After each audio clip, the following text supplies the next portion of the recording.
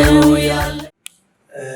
ዛሬ የምናነሳው አጀንዳ ራሱ ጉባኤያችንን መልክበት ትንሹ ቢሆን ከይወታል ማለት በሰዓት መገኘት ያልቻለን ስብስብ አይደለም። ምክንያቱም ከባድ ርዕስ ነው። እስከ ዛሬ ድረስ ከደካናቸው ርዕሶች መካከል በጣም ከባድ ርዕስ ነጋ ስለሆነ የሞት ሽረት ትግል እያደረገብን እንደሆነ እናውቃለን።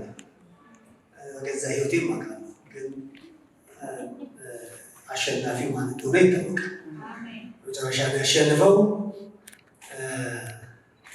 የፊልሙ ደራሲ የወሰነው እሱ ደግሞ እኛ ነን።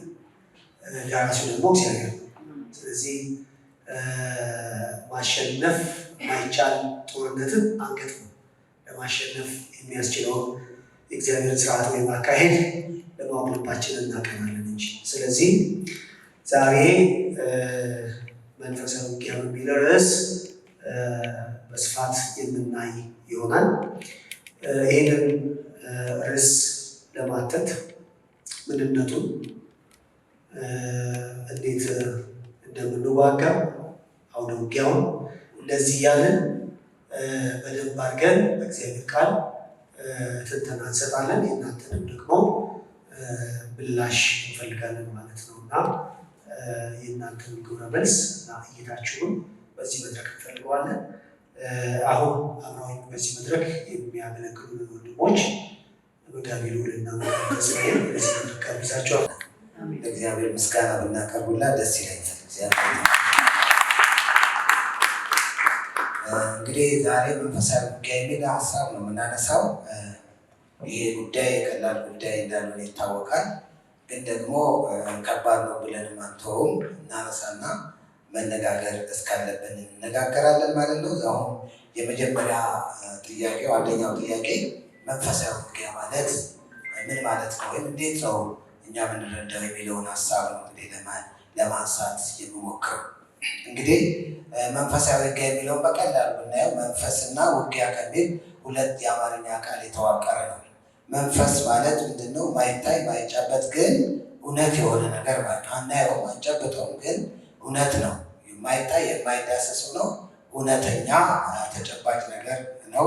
ውጊያ ማለት ደግሞ አንድ ከተያዘ ይዞታ ለማስለቀቅ ለማሸነፍ የሚደረግ ግብግብ ነው ማለት ነው። ስለዚህ መንፈሳዊ ውጊያ ስንል የሚታይ አይደለም፣ የሚጨበጥ አይደለም፣ ግን እውነት ነው። እውነት የሆነ ክርስቲያኖች የሚያደርጉትን ፍልሚያ ለመዳሰስ ነው ማለት ነው። ከቃሉ ስንነሳ ቀደም ብዬ ምን ማለት ነው የሚለውን ከማየቴ በፊት ስለ መንፈሳዊ ውጊያ ሲነሳ ትክክል ያልሆኑ ግንዛቤዎች አሉ። እነዚህ አንድ 3 ነጥቦችን አነሳለሁ። የመጀመሪያው ምንድነው? አንዳንድ ሰዎች መንፈሳዊ ውጊያ የሚመስላቸው ሙሉ በሙሉ ከነሱ ውጭ በሆነ ውጫዊ ተጽዕኖ ብቻ ያተኩራል። ለምሳሌ እዚህ ጋር ጠንቋይ ቢኖር፣ እዚህ ጋር የሆነ ነገር ቢኖር ጠንቋይ ብቻ እንደሚዋጋቸው ነው የሚያስቡት እና ለእነሱ የኢየሱስን እንደ አስማታዊ ነው የሚያዩት። በቃ ኢየሱስ ባሉ ቁጥር ድራሹ ድብን ብሎ ከአካባቢው ጠንቋዩ እንደሚጠፋ አይነት አስተሳሰብ ነው። እነዚህ ሰዎች ከነሱ ውጭ ነው ሁሉም ነገር የሚዋጋቸው ነገር ያለ ሁሉ ከውጭ እንደሆነ ነው የሚያስቡት። ይሄ ልክ አይደለም። ከውጭ ቢኖርም ከውስጥም ደግሞ እንዳለ ያዕቆብ ይነግረናል። ያዕቆብ ምዕራፍ 4 ቁጥር 1 ላይ በእናንተ ዘንድ ጦርና ጠብ ከወዴት ነው? ከብልቶቻችሁ ውስጥ አይደለም ወይ የሚነሱት ይላል። ስለዚህ ከውጭ ብቻ አይደለም ከውስጥም ከእኛም ከአማኞች ውስጥም የሚነሳ የውጊያ አቅጣጫ አለ የሚለውን ነገር ማየት ያስፈልጋል። ሁለተኛው ጽንፍ ደግሞ መንፈሳዊ ዓለም ዘንግቶ ሁሉም ነገር አይምሯዊና ሁሉም ነገር ምን ይደረጋል ማለት ነው። መንፈሳዊ ዓለም ተዘንግቶ እንደውም አንዳንዶች አጋንንት የሚባል የለም የሚሉ ሁሉ ክርስቲያኖች አሉ። የለም የኛ አስተሳሰብ ነው አሮጌው ሰው ነው እንጂ አጋንንት የሚባል የለም የሚሉ አሉ። ይሄም ልክ አይደለም። ጳውሎስ ኤፌሶን ምዕራፍ 6 ቁጥር 10 ላይ ምንድን ነው የሚለን ማለት ነው? የዲያብሎስን ሽንገላ ትቃወሙ ዘንድ ብሎ የሚያነሳው በሰማይ ካሉ መንፈሳውያን ሰራዊት ነው። በውስጣችን ካለው ብቻ ሳይሆን በሰማይ ካሉ መንፈሳውያን ሰራዊት ጋር ይላል። ስለዚህ አሉ ማለት ነው። ከኛ ውጭ የሆኑ በሰማይ ያሉ መንፈሳውያን ሰራዊት የሚባሉ ጠላቶች አሉን ማለት ነው። ስለዚህ ሁለቱንም ማሰብ ያስፈልጋል። ሌላኛው ስለ መንፈሳዊ ውጊያ ትንሽ የተዛባ ነገር ብዬ የማነሳው ምንድነው በህይወታችን የሚያጋጥሙንን ቻሌንጆች ሁሉ ወይም ደግሞ ክፉ መንገዶች ሁሉ የሚገጥሙን ክፉ ነገሮችን ሁሉ መንፈሳዊ ውጊያ አድርጎ መቁጠር ደግሞ ሌላኛው ትክክል ያልሆነ ነጥብ ነው። እንግዲህ ልክ ነው መንፈሳዊ ውጊያ ሲኖር በህይወታችን ቻሌንጅ ይገጥመናል፣ ማንፈልጋቸው ነገሮች ይገጥሙናል፣ ይጎትቱናል፣ እውነት ነው። ግን አንዳንድ ጊዜ ደግሞ መንፈሳዊ ውጊያም ላይሆን ይችላል። እግዚአብሔር እንድናልፍባቸው የሚፈልገው ፈተናዎችም ሊሆኑ ይችላል። ይሄን ከያዕቆብ መረዳት እንችላለን። ያዕቆብ አንደኛ ጴጥሮስ ምዕራፍ 1 ቁጥር 6 ላይ ጴጥሮስ ምን ይላል? በዚህ እጅግ ደስ ይላችኋል፣ ነገር ግን በእሳት ምንም ቢፈተን ከሚጠፋ ወርቅ ይልቅ አብልጦ የሚከብር የተፈተነ እምነታችሁ ይላል። ኢየሱስ ክርስቶስ ሲገለጥ ለምስጋናና ለክብር ለውዳሴ ይገኝ ዘንድ አሁን ለጥቂት ጊዜ ቢያስፈልግ በልዩ ልዩ ፈተና አዝናችኋል ይላል። ይሄ እምነታቸው አብልጦ እንዲጠራ እግዚአብሔር አሳልፎ ወይም እግዚአብሔር የፈቀደላቸው እንዲያልፉበት የፈቀደላቸው ምንድነው ማለት ነው? ፈተና ነው ማለት ነው እንጂ መንፈሳዊ ውጊያ አይደለም ማለት። ልክ በተመሳሳይ ሐዋርያው ጳውሎስም በሱ ላይ የተነሳ ከባድ ነገር እንደነበረበት እናስታውሳለን። ሁለተኛ ቆሮንቶስ ምዕራፍ 12 ላይ አንድ በጣም ሕይወቱን የፈተነው ነገር ነበር። ጳውሎስ ምን አለ? ወደ ጌታ ጸለየ፣ ጌታው ይነሳ ብሎ። ጌታም ደግሞ ውጊያ ነው ተዋጋና ገስጽና ንቀል አላለውም። ምንድነው ያለው? ጸጋዬ ይበቃሃል እኔ ያለው እና ጳውሎስ በዛ ውስጥ እንዲያልፍ የእግዚአብሔር ፍቃድ ነው ማለት። እዚህ አንዳንድ ጊዜ የሚገጥሙን የማይመቹ ጎዳናዎችን ሁሉ መንፈሳዊ ውጊያ አድርጎ መቁጠር ትክክል አይደለም ማለት ነው። እንግዲህ ይሄ ትክክል ያልሆነውን አረዳድ ካነሳው ታዲያ ምንድነው ትክክለኛው መንፈሳዊ ውጊያ ማለት የሚለው? መንፈሳዊ ውጊያ ማለት በክርስቲያኖች ዘንድ ብቻ የሚነገር ቃል ነው። ሐሳቡ ያለው ክርስቲያኖች ዘንድ ብቻ ነው። ከክርስቲያን ውጭ ያለ ሌሎች ይህንን ቃል ሊጠቀሙት አይችሉም። ሐሳቡም የሚገባቸው አይደለም ብዬ ነው እኔ የማምነው። ስለዚህ መንፈሳዊ ውጊያ ታዲያ ምንድነው? እግዚአብሔር በክርስቶስ ከሰጠን ማለት ነው። እግዚአብሔር በክርስቶስ ከሰጠን ግዛታችን እኛን ለማላቀቅና ከሰላምና ከእግዚአብሔር በረከት ሊያጎድለን ወደኛ የሚወረወሩ ፍላጻዎች ናቸው ማለት ነው። እነዚህ ውጊያዎች የምንለው አስቀድሜ እንግዲህ መጋቢ ኢያሱ በመግቢያው እንዳነሳው ክርስቲያኖች ተዋግቶ የሚያሸንፉት ጦርነት የላቸውም። ኢየሱስ ክርስቶስ ተዋግቶ አሸንፎላቸዋል። ነገር ግን ክርስቶስ የሰጣቸውን ያንን ድል ለማስጠበቅ ግን መጽናትና መዋጋት ያስፈልጋቸዋል። ያም ምንድነው? ወደ እነሱ እንግዲህ ከተሰጣቸው መንፈሳዊ ስፍራና ይዞታ ለማስለቀቅ የሚወረወሩ ፍላጻዎች አሉ። እነዛን ነው እንግዲህ መንፈሳዊ ውጊያ ብለን የምንጠራቸው ማለት ነው። ጥቂት ነጥብ ላንሳ። ሰዎች መንፈሳዊ ውጊያ ውስጥ እንዳሉ በምን ሊያውቁ ይችላሉ? የተወሰኑ ምልክቶችን ላንሳ። የመጀመሪያው ይሄ ነው፣ ያልተለመደ መከራ ሲገጥማቸው ማለት ምንም አልሆኑም፣ ግን ድንገት ያልተጠበቀ መከራ ሲገጥማቸው ያ መንፈሳዊ ውጊያ ሊሆን ይችላል።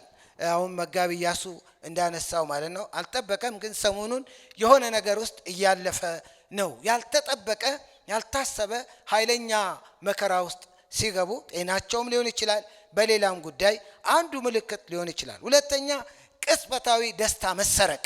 ምንም አልሆኑም፣ እግዚአብሔር በሕይወታቸው እየሰራ ነው፣ የሚታይ ነገር አለ፣ ግን ደስታ ሊያጡ ይችላሉ፣ እረፍት ሊያጡ ይችላሉ፣ ሰላም ሊያጡ ይችላሉ። ይሄን ጊዜ ምን አለ ማለት ነው? ውጊያ ውስጥ መኖራቸውን ሊያውቁበት የሚችሉ እድል ነው ማለት። ሶስተኛው ደግሞ ምንድነው? የመልካም ግንኙነት ማጣት። በተለይም ከቤተ ክርስቲያን ጋር ወይም ደግሞ ከቤተሰብ ጋር ሊሆን ይችላል። ግንኙነታቸው መልካም ሳይሆን ሲቀር እነሱ መልካም ናቸው፣ ቀና ናቸው፣ ጥሩ ናቸው፣ ግን የሚመለስላቸው መልስ ቀና ያልሆነ ጠማማነት የተሞላው ሚረብሽ ሚያውክም ሊሆን ይችላል። ልክ ሐዋርያው ጳውሎስ ሁለተኛ ቆሮንቶስ ምዕራፍ 11 ላይ እንደሚነግረን ማለት በወንድሞች በሐሰተኛ ወንድሞች ይላል እረፍት የሚነሳ ነገር ነው ወደሱ የሚመጣው። እሱ ክፉ አይደለም፣ መልካም ነው፣ ጥሩ ነው። ነገር ግን ወንድሞችም ሐሰተኛ ወንድሞችም ለሱ በቃ እንደ እንትን ሆነው ማለት እንደ ሾክ ሆነው ኃይለኛ ሆነው እንደ ኃይለኛ ተዋጊ ሆነው ሲቀርቡት እናያለን። እንዲህ አይነት ሁኔታ ሲገጥመን ለክርስቲያኖች አንድ እንደ መንፈሳዊ ውጊያ ውስጥ እንዳለን የበለጠ ልንረዳው እንችላለን። በኋላ እናነሳዋለን። ክርስቲያኖች ሁሉ ጊዜ ነው የሚዋጉት። ሁሉ ጊዜ ይዋጋል። ሁሉም ክርስቲያን ይዋጋል። ከላይ ከኢየሱስ ይጀምራል መንፈሳዊ ውጊያ። ጴጥሮስም እንደዛው ነው። ጳውሎስም እንደዛ ነው። የማይዋጋ ክርስቲያን የለም። ሁሉ ጊዜ እንዋጋለን። አንዳንድ ጊዜ ግን የከፋ ቀን ሊገጥም ይችላል። ሐዋርያው ጳውሎስ እሱን ኤፌሶን ምዕራፍ 6 ላይ በክፉ ቀን ብሎ ስፔሲፊክ ያደርገዋል። በክፉ ቀን የሆነ ክፉ ቀን አለ፣ አስቸጋሪ ቀን አለ፣ መቃወም እንድትችሉ የሚላል። ስለዚህ ያ ክፉ ቀን ከኖርማል ቀን የተለየ ነው። ሁሉ ጊዜ ውጊያ ውስጥ ብንሆንም ግን የተለየ ደግሞ ፍላጻ ወደኛ የሚወረወሩበት ቀኖች እንዳሉ ማሰብ ያስፈልጋል። ሌላው እንተጋለን እንለፋለን፣ ግን ወደ አሰብነው ቦታ ለመድረስ ስንዘገይ ይህንን ሐዋርያው ጳውሎስ ለተሰሎንቄ ክርስቲያኖች ሲጽፍላቸው አንደኛ ተሰሎንቄ ምዕራፍ 2 ቁጥር 18 ላይ ወደ እናንተ ለመምጣት እፈልጋለሁ፣ ጠላት ግን አዘገየኝ ይላል። የማዘግየት ነገርም ሲኖር እንሞክራለን እንጥራለን፣ ግን የማዘግየት ነገር ሲኖር መንፈሳዊ ውጊያ መሆኑንም በዚህ ልንረዳ የምንችልበት ሁኔታ አለ ማለት ነው። መንፈሳዊ ውጊያ ምንድናቸው ምክንያቶቹ? አንድ ሶስት ነጥቦችን ላንሳ። የመጀመሪያው መንፈሳዊ ወይም ደግሞ በኃጢአት ውስጥ የመኖርና የመለማመድ አንዱ ምክንያት ሊሆን ይችላል። ኃጢአት ውስጥ ስንኖር እዚህም እዛም በምንሆንበት ጊዜ አንዱ ምክንያት እሱ ሊሆን ይችላል። ሁለተኛው ደግሞ መንፈሳዊ ለመሆን ስንጥር፣ በመንፈሳዊ ለማደግ ስናስብ፣ ለመብሰል ስንጥር ይሄኛው ደግሞ ሌላው ምክንያት ይሆናል። እንድንበስል፣ እንድናድግ፣ እንድንለወጥ አይፈልግም ጠላት። ስለዚህ ምን ያስነሳብናል ማለት ነው? ልዩ ጦርነትን ሊያስነሳብን ይችላል። ሌላኛው ደግሞ ለእግዚአብሔር ለልዩ ስራ ሲያዘጋጀን ልክ በጌታ ኢየሱስ ክርስቶስ ይህንን እናያለን። አሁን ጌታ ኢየሱስ ክርስቶስ ፈተናውን ጨረሰ። ቀጥሎ ወደ አገልግሎት ሊመጣ ነው። ወደ አገልግሎቱ ከመምጣቱ በፊት ቀጥሎ ስላለው አገልግሎት ስለተረዳ ሰይጣን ምን አደረገው ማለት ነው? ፈተነው። ወደ ተለየ አገልግሎት ልንመጣም ስንል የዚህ አይነት ሁኔታዎች ሊገጥሙን ይችላሉ። አንዳንዱን ምክንያቱን እኛም ላይገባን የሚችልበት ሁኔታ አለ። ማናቸው ጠላቶቻችን? ጥቂት ነጥቦች ስለዚህ ላንሳ። ማን ነው የኛ ጠላት? 3 ጠላቶች መጽሐፍ ቅዱስ ያስተዋውቀናል። የመጀመሪያው ዋነኛ ለክርስቲያኖች ጠላት ስጋቸው ነው። ስጋችን ጠላታችን ነው። እንግዲህ ስጋችን ስል አሮጌው ሰው ማለት ነው። እያንዳንዳችን በክርስቶስ ኢየሱስ ባመንን ጊዜ በክርስቶስ ኢየሱስ መንፈሳዊ ታድሶን አግኝተናል፣ ዳግመኛ ተወልደናል። ነገር ግን በእኛ ውስጥ አሮጌ ሰው የሚባል አለ።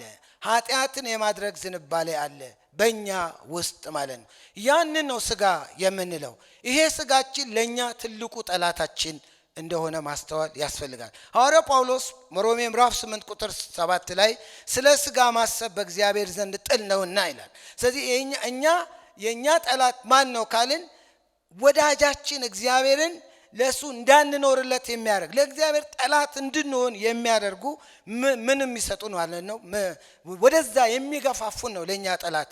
የመጀመሪያው ጠላታችን ታዲያ ማን ነው ካልን ስጋችን ነው። ሩቅ አይደለም ጠላታችን። የት ነው ያለው? በእኛ ውስጥ ነው ያለው ሐዋርያው ጳውሎስ።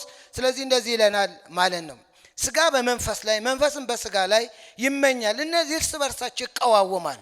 እንግዲህ በእኛ ውስጥ በክርስቶስ ያመነ ማንነት አለን፣ ደግሞ አሮጌው ሰው አለ። እርስ በርስ የመቀዋወም ነገር አለ። ስለዚህ አንዱ ጠላታችን ማን እንደሆነ ማወቅ አለብን። የገዛ ስጋችን ነው ጠላታችን። ሁለተኛ ዓለም ናት። ዓለም ሌላኛው የኛ ጠላት።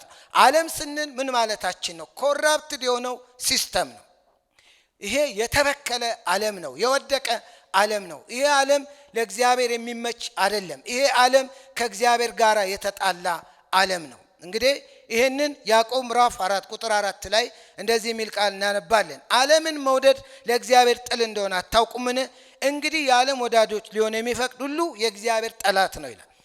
ዓለም ይሄ የተበከለው ኮራፕትድ የሆነው የወደቀው ዓለም ግብዣ ያደርግልናል።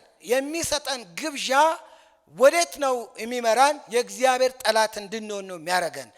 ዓለም ውስጥ ምን አለ? ዮሐንስ ይህንን ነገር ሲነግረን እንዲህ ይለናል። አንደኛ ዮሐንስ ምዕራፍ 2 ከ15 እስከ 16 በዓለም ያለው ምንድን ነው? በዓለም ያለው የሥጋ ምኞት፣ የዓይን አምሮትና ስለ ገንዘብ መመካት ነው ይላል። ዓለምን እንግዲህ የምንገልጸው ይሄን ነው፣ ዩኒቨርሱን አይደለም። ዓለም የምንለው ሲስተሙን ነው። እዚህ ውስጥ ምን አለ? የዓይን አምሮት አለ። እዚህ ውስጥ ምን አለ? የሥጋ መመካት አለ። ስለ ገንዘብ መመካት አለ ማለት እነዚህ ነገሮች እነዚህ በዓለም ያሉ ለኛ ምንድን ናቸው ማለት ነው? እንደ ጠላት ናቸው ማለት። ስለ ሐዋርያው ጳውሎስ ስለ ማን ይህንን ዓለም ወዶ ተከትቶኛል ነው። ዴማስ ይህንን ዓለም ወዶ ትቶኛል። ይህንን ዓለም ማለት በገንዘብ ተስቧል፣ በሥጋ ወይ ደግሞ ይህንን ነው ማለት ነው። በዚህ ተስቦ ሄደ ነው የሚለው። ዓለም ታባብለናለች። ሰይጣንም ኢየሱስን የዓለምን ክብርና ዝና አሳይቶ ነው የሚለው። ሰይጣንም እኛን የሚፈትነው በእነዚህ ነገር። ስለዚህ ዓለም በቀጥታ ለኛ ጠላት ነው። ስለዚህ ነው ሐዋርያው ጳውሎስ ዓለም ለኔ እኔም ለዓለም ከተሰቀልኩበት ከክርስቶስ መስቀል ውጪ ሌላ ትምክህት ከኔ ይራቅ የሚለው። ስለዚህ ዓለም ጠላታችን ነው። ሶስተኛው ሰይጣን ነው።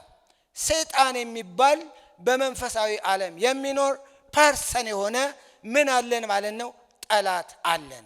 እሱን የዲያብሎስን ሽንገላ ትቃወሙ ዘንድ የተባለው እሱን ነው። በመንፈሳዊ ዓለም ወይም በሰማይ ካሉ ክፉ መንፈሳውያን ሰራዊት ተብለናል። ሰይጣን እንግዲህ ሔዋንን ያሳተ ሰይጣን፣ ይሄ ሰይጣን ዛሬም ክርስቲያኖችን ለማሳት መምጣቱ አይቀርም። ስለዚህ ነው ሁለተኛ ቆሮንቶስ ምዕራፍ 11 ቁጥር 1 ላይ ምንድነው የሚለው? ጳውሎስ እባብ በተንኮሉ ሔዋንን እንዳሳታት የሚለው ይህንን ሰይጣን ነው። አሳሳች አለ ማለት ነው። እኛን ለማሳሳት ወደኛ የሚላክ ዘወትር በትጋት የሚሰራ ክፉ ባላጋራ አለን ማለት ነው። እሱ ማን ነው? ሰይጣን ይባላል ማለት። ተጠቅልለው መንፈሳዊ ውጊያ ማለት ምናየው አይደለም፣ ምንዳስሰው አይደለም፣ ግን እውነት ነው። በመንፈሳዊ ዓለም ከክርስትና ወይም ክርስቶስ ከሰጠን በክርስቶስ ካገኘ ነው ይዞታ እኛን ለማውረድና ለማላቀቅ ወደኛው ፍላጻዎች ይወረወራሉ። ለነዛ ደግሞ መካቴ እናደርጋለን። እነዚህ እኛ ላይ የሚወረውሩት ፍላጻ እነማን ናቸው? ሶስቱ ነገሮች እንዳንረሳ፣ ስጋችን ነው፣ ዓለም ናት፣ እንደገናም ደግሞ ሰይጣን ነው። እግዚአብሔር ይባርካችሁ። በጌታ ስም ሁላችሁንም ሰላም እላችኋለሁ። እንኳን ደህና መጣችሁ ወደ 11ኛው የቤሪያ ጉባኤ። ይሄ በጣም ተወዳጅ ጉባኤ ነው። እግዚአብሔር ስለራራልን ይሄንን መልካም ማዕድ አዘጋጅቶልናል። ስሙ የተባረከ ይሁን። አሜን አትሉም? እግዚአብሔር አምላክ ስሙ ይባረክ። እኔ መመልሰው ጥያቄ በመጀመሪያው ዙር ጌታ ኢየሱስ ክርስቶስ ጦርነታችንን አሸንፎልን የለም ወይ? ታዲያ የኛ በጦርነት መሳተፍ ምን ትርጉም አለው የሚል ነው። ብዙ ሰዎች ይሄንን ጥያቄ እንደሚያነሱ ይጠበቃል። ስለ ክርስትና ውጊያ፣ ስለ መንፈሳዊ ውጊያ ሲነገር ይሄ ነገር ወደ ሰዎች አይምሮ መምጣቱ የታወቀ ነው። ጥያቄ ውስጥ እውነት አለ። ምንድነው እውነቱ? ክርስቶስ ኢየሱስ ውጊያውን አሸንፎልናል የሚለው። ለዚህ ነው ክርስቶስ ኢየሱስን አሸናፊ ድል አድራጊ ብለን እንዘምርለታለን። ተገቢም ነው፣ ትክክልም ነው። ክርስቶስ ኢየሱስ አሸንፏል። ቀደም ወንድማችን መጋቢ ተስፋዬ ያላቸው እነዚህን ሶስት ጠላቶች ክርስቶስ ኢየሱስ አሸንፏል። ለምሳሌ በአንደኛ ዮሐንስ 3 ቁጥር 8 ላይ ክርስቶስ ኢየሱስ የዲያብሎስን ሥራ እንዲያፈርስ እንደተገለጠ ይናገራል የእግዚአብሔር ቃል። ያ የዲያብሎስ ሥራ ኃጢአት ነው፣ ዓለማዊነት ነው፣ የሥጋ ትምክህትና ምኞት ነው። እነዚህን ሁሉ ክርስቶስ ኢየሱስ እንዳሸነፈ በግልጽ ተጽፎ እናገኛለን። በቆላስይስ ምዕራፍ 2 ቁጥር 15 ላይም ደግሞ አለቅነትን፣ ስልጣናትን፣ ኃይላትን ሁሉ አሸንፎ ማዕረጋቸውን ገፎ እያዞረ እንዳሳያቸው በግልጽ ይናገራል የእግዚአብሔር ቃል። ዲስማንትል አድርጓቸው አሸንፏቸው ማዕረጋቸውን ገፎ በዓለም ሁሉ እያዞረ አሳያቸው ይላል መጽሐፍ ቅዱስ። ስለዚህ ክርስቶስ ኢየሱስ ዓለምን እንዳሸነፈ፣ ሰይጣንን እንዳሸነፈ፣ የሥጋን ሥራ ሁሉ እንዳሸነፈ መጽሐፍ ቅዱስ በግልጽ ይመሰክራል። ራሱም ጌታችን ኢየሱስ ክርስቶስ በመስቀል ላይ በመጨረሻ የተናገረው ቃል ይሄን ይመሰክርልናል። በዮሐንስ ወንጌል 19 ቁጥር 30 ላይ እንደምናውቀው ተፈጸመ በሚለው ቃል ውስጥ ድሉ እንደተፈጸመ እንደተጠናቀቀ ያበሰረበትን አዋጅ ነው ክርስቶስ የተናገረው። ዮሐንስም በራእዩ ላይ ሲመለከተው ክርስቶስ ኢየሱስን እንደ ድል አድራጊ እንደተመለከተው የሲኦልና የሞት መክፈቻ አለኝ፣ ሞቼ ነበር ከዘላለም እስከ ዘላለም ሕያው ነኝ ብሎ አሸናፊነቱን ድል አድራጊነቱን ገልጦለታል።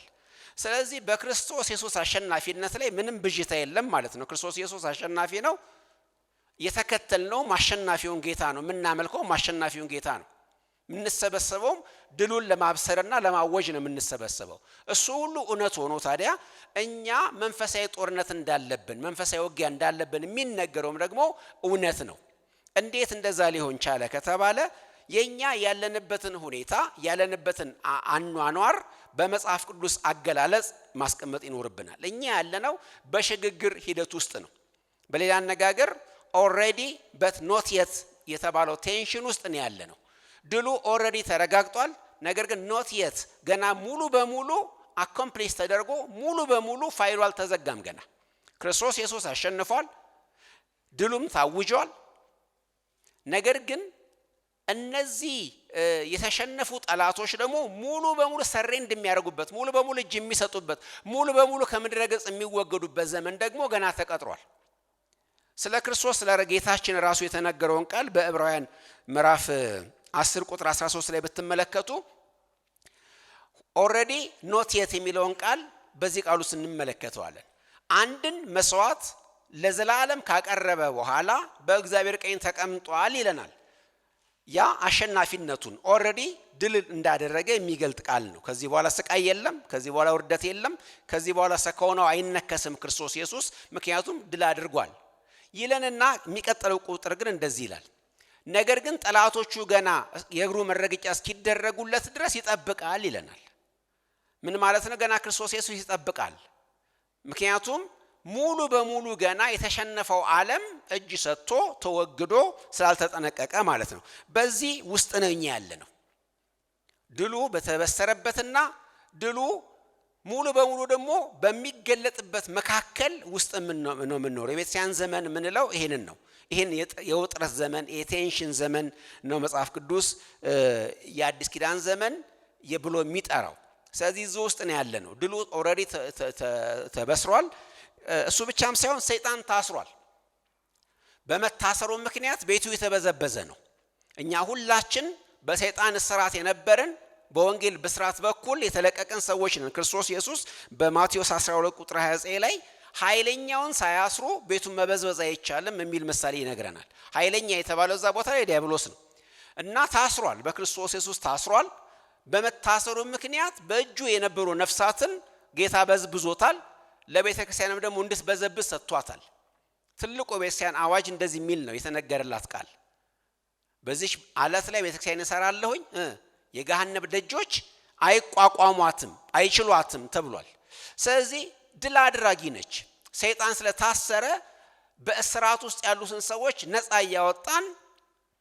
ከጨለማ ወደ ብርሃን እንዲመጡ እንሰብካለን በዓለም ሁሉ የእግዚአብሔር መንግስት እየተገፋ እየሰፋን ያለው ታስሯል ሰይጣን ነገር ግን ሰይጣን ታስሯል ማለት ሙሉ በሙሉ ተደምስሷል ወይ ደግሞ ሙሉ በሙሉ ተወግዷል ማለት አይደለም በምሳሌ ለማስረዳት ታስሯል ነገር ግን በረጅም ገመድ ነው የታሰረው በረጅም ገመድ ነው ታስረ ታቃላችሁ በታሰረበት ሙሉ በሙሉ ተለቋል ማለት አይቻልም ምክንያቱም ሪስትሬንት ተደርጓል ተገድቧል ነገር ግን ደግሞ 100% ደግሞ እንዳይላወስ ተደርጎ ደግሞ ወደ ጥልቁ አልተጣለም ስለዚህ በዛው ዶሜን ውስጥ ይንቀሳቀሳል ቅድም እንደተባለው ለምሳሌ ሰይጣን አዘገየኝ ይላል ጳውሎስ ራእይ ዮሐንስ ምዕራፍ 2 ቁጥር 10 ላይ ደግሞ ስንመለከት ዲያብሎስ አንዳንዶቻችሁን ወኔ ያስገባቸዋል ይላል ስደት ያስነሳል ቤተክርስቲያን ላይ መከራ ያስነሳል ስለዚህ በታሰረበት ትንሽዋ የመንቀሳቀስ ስኮፕ ውስጥ ሆኖ ይንቀሳቀሳል ነገር ግን ታስሯል ስለዚህ ይሄ ሁለቱ ነገሮች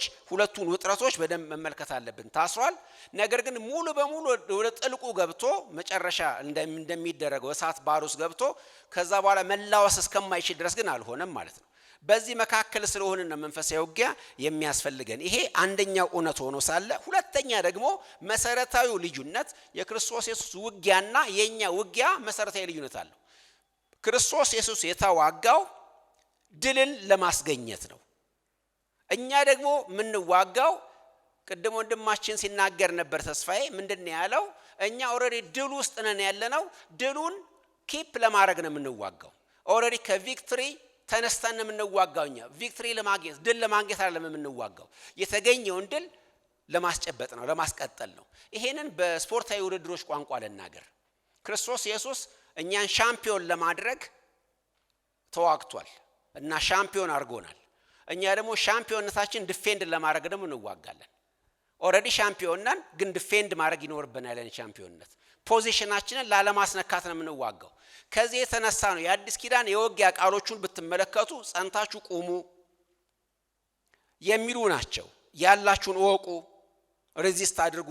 ስለዚህ በመቆም እሱ ብቻም ሳይሆን የተሰጡን የጦር መዋጊያዎች በኋላ የምናያቸው 90% የመከላከል ናቸው እንጂ የማጥቃት አይደሉም። የኛ ጦርነት የመከላከል ጦርነት እንጂ የማጥቃት ጦርነት አይደለም።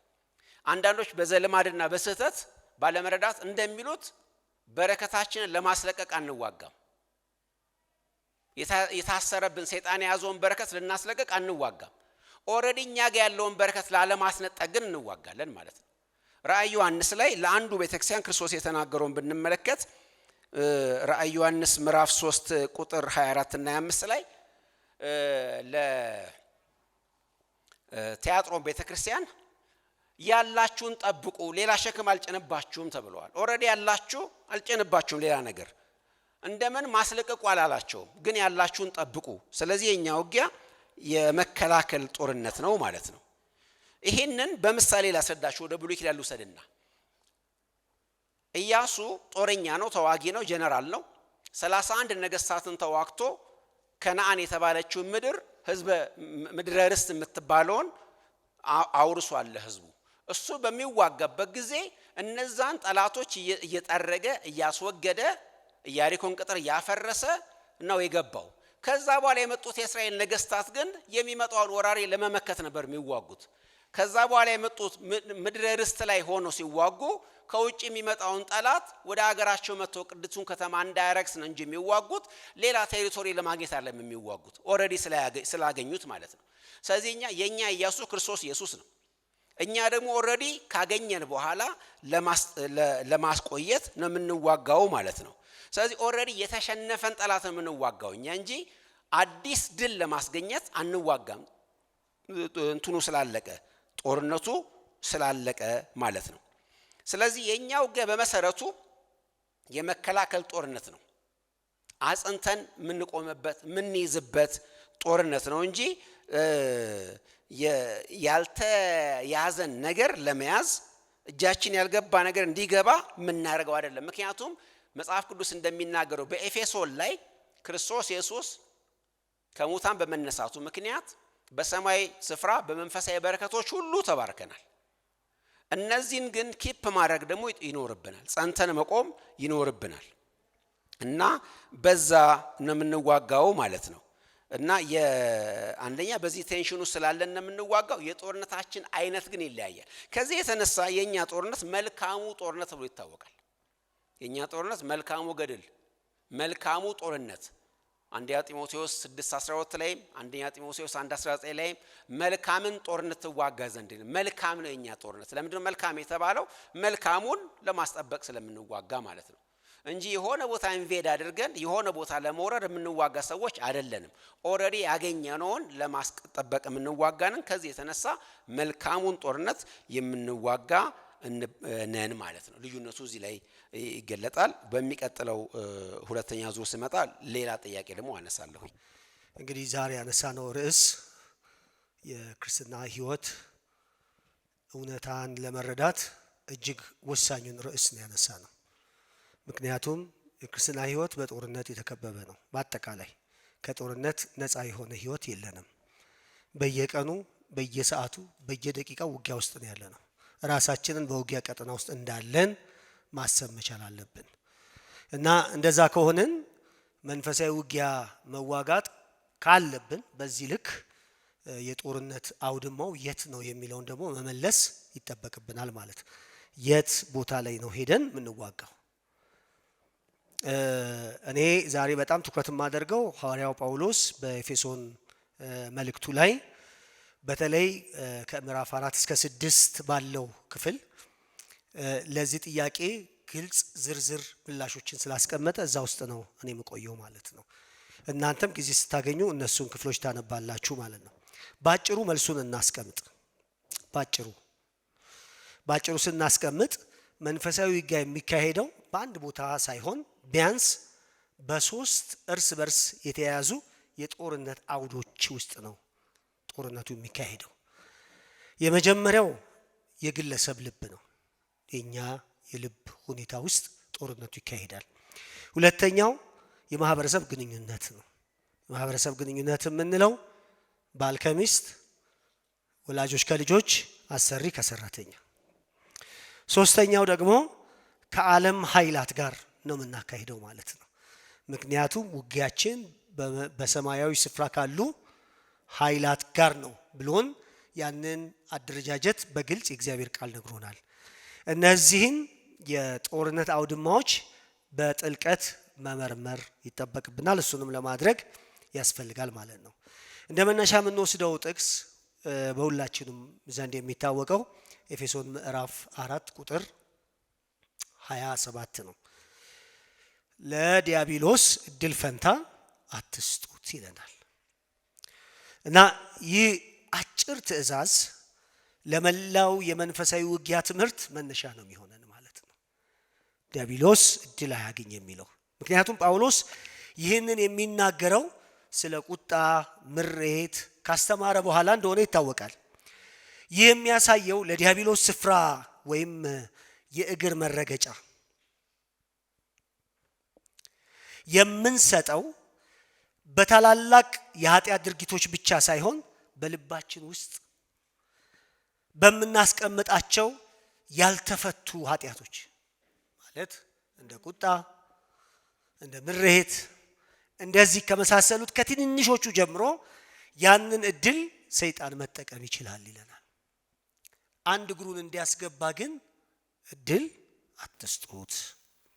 ምክንያቱም የጦርነቱ የመጀመሪያው መርህ ይህ ነው።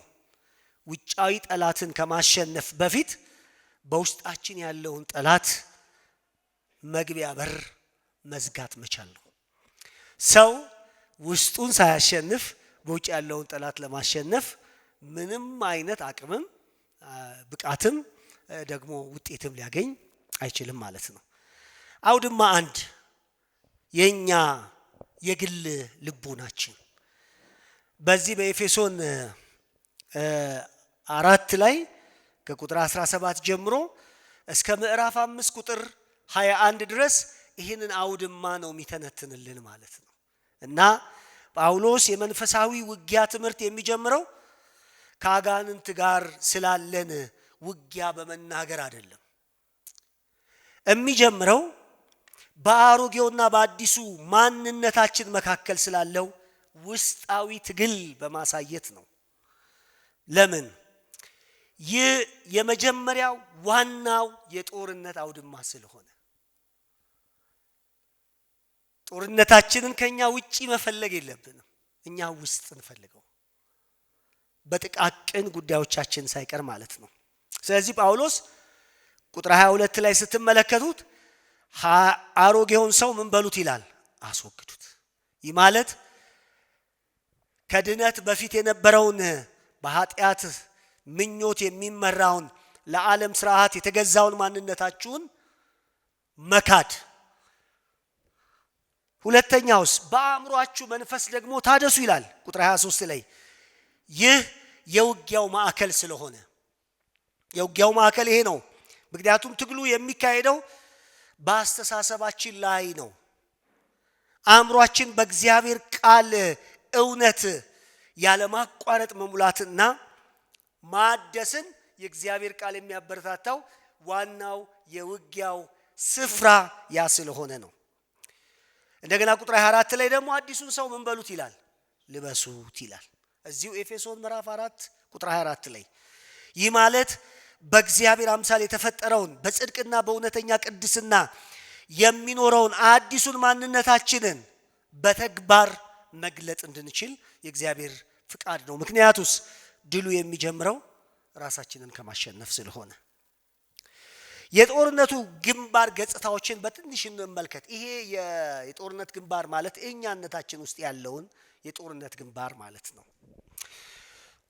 ጥሩ ተዋጊ እንድንሆን ጳውሎስ ምን ይለናል? ውሸትን መዋጋት ያለብን በእውነት ነው ይለናል። ምክንያቱም ትልቁ የሰይጣን ጦር መሳሪያ ምን ስለሆነ? ውሸት ስለሆነ። እኛ ደግሞ የምንዋጋው በምንድን ነው? በእውነት ነው። ቁጥር 25 ቁጣን መዋጋት አለብን። በምን? በይቅርታ። ቁጣ ፀሐይ ምን አይበል አይግባ። እስኪ እነዚህን መሳሪያዎች፣ ድንቅ መሳሪያዎች፣ ድንቅ መድረኮች፣ ድንቅ አቅሞችን እግዚአብሔር ያሳየናል። ስርቆትን መዋጋት ያለብን በትጋት በመስራት ነው ይለናል። ምክንያቱም የሚሰርቅ ከእንግዲህ ወዲህ ምን አይበል አይስረቅ። ውጊያ ነው፣ ይሄ መድረክ ነው። ቀጥሎስ ይሄ ቁጥር 28 ላይ ይገኛል ማለት ነው። ቀጥሎስ ምዕራፍ 4 ቁጥር 29 ላይ ጸያፍ ንግግርን በመዋጋት በዛ ምትክ በሚያንጽ ቃል ተጠቀሙ። ሰውን የሚያንጽ ይሄ ውጊያ ነው፣ መድረክም ነው፣ የውጊያ መድረክ ማለት ነው። ስለዚህ ይህንን ምዕራፍ 4 ቁጥር 29 ላይ ይናገራል። የወሲብን ኃጢአትን መዋጋት በንጹህ እና በምስጋና በተሞላ ህይወት። ይሄ ደግሞ ምዕራፍ 5 ከቁጥር 3 እስከ 4 በግልጥ እናንተ ዘንድ ጨርሶኑ ይሄ ነገር አይሰማ። የውጊያው ቀጠና እነዚህ ናቸው። አንድ አስገራሚ የካልቪን አባባል አለ እዚህ ጉዳይ ላይ የተነገረ ማለት ነው። የክርስትና ህይወት በሙሉ ከስጋችንና ከኃጢአተኛ ተፈጥሯችን ጋር የምናደርገው የማያቋርጥ ጦርነት ነው ይላል። ይህ ጦርነት በአንድ ጀንበር አያልቅም። ነገር ግን በየቀኑ በመንፈስ ቅዱስ ኃይል ኃጢአትንና የኃጢአትን ምኞት መግደልና የክርስቶስን ባህሪ መላበስ አለብን። ስለዚህ የመጀመሪያው የጦር አውድማ በየቀኑ ጠዋት በየማለዳው በጠዋት ስንነሳ ከእንቅልፋችን ስንነቃ የምንገጥመው መጀመሪያ የማንን ልብ ነው? የራሳችንን ልብ ነው። ወደ ውጪ ሳንመለከት ወደ ራሳችን ነው መመልከት ያለብን። ምክንያቱም የጦርነቱ ትክክለኛ አውድማ እኛ ራሳችን ስለሆነ። ሁለተኛውን ጳውሎስ ያነሳል። አውድማ ጦርነቱ የሚቀጣጠልበት የሚፋፋምበት እኛም ታግለን የምናሸንፍበት ማለት ነው። ሁለተኛው አውድ ደግሞ ማህበራዊ ግንኙነቶቻችን ናቸው ማለት ነው። እነዚህ ማህበራዊ ግንኙነታችንን ጳውሎስ ከምዕራፍ 5 ከቁጥር 22 ይጀምርልናል ማለት ነው። ጳውሎስ ከግል ቅድስና በኋላ ወዲያው ወደ ማህበራዊ ግንኙነት ነው የሚሸጋገረው። ምክንያቱም መንፈሳዊ ውጊያ የሚካሄደው በግል ማገልገል ሳይሆን በዕለት ተዕለት ግንኙነታችንም ውስጥ መንፈሳዊ ተጋድሎ ይደረጋል። ስለዚህ ይህን ተጋድሎ የመጀመሪያው የሚያስቀምጥልን ጳውሎስ 3 ቁልፍ ግንኙነቶችን በማንሳት ነው።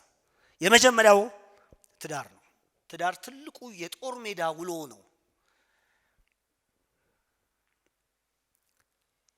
በባልና በሚስት መካከል። ሁለተኛውስ ቤተሰብ ነው ማለት በወላጆችና በልጆች መካከል።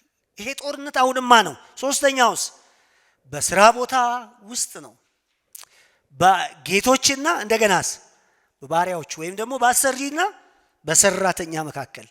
በእነዚህ ሁሉ ግንኙነቶች ውስጥ ጳውሎስ የሚሰጠው መመሪያ ዓለማዊውን የአመራርና የግንኙነት ሞዴል ማለት በኃይል በራስ ወዳድነት ላይ የተመሰረተውን ገልብጦ በምትኩ ራስን ዝቅ ማድረግ እና ማገልገል የውጊያው ትልቁ መሳሪያ አድርጎ ያሳየናል ማለት ነው። ሰይጣንን መዋጋት ትፈልጋላችሁ? በጉባኤ ከምታደርጉት ጩኸት በላይ ትዳራችሁ ውስጥ አሸንፉት። ሰይጣንን ማሸነፍ ትፈልጋላችሁ? በልጆቻችሁ አስተዳደግ ውስጥ አሸንፉት። ማሸነፍ ትፈልጋላችሁ? በአሰሪና በሰራተኛ መካከል ባለው ዓለማዊ የሆነው አወቃቀር በማሸነፍ አሸንፉት። እንዴት?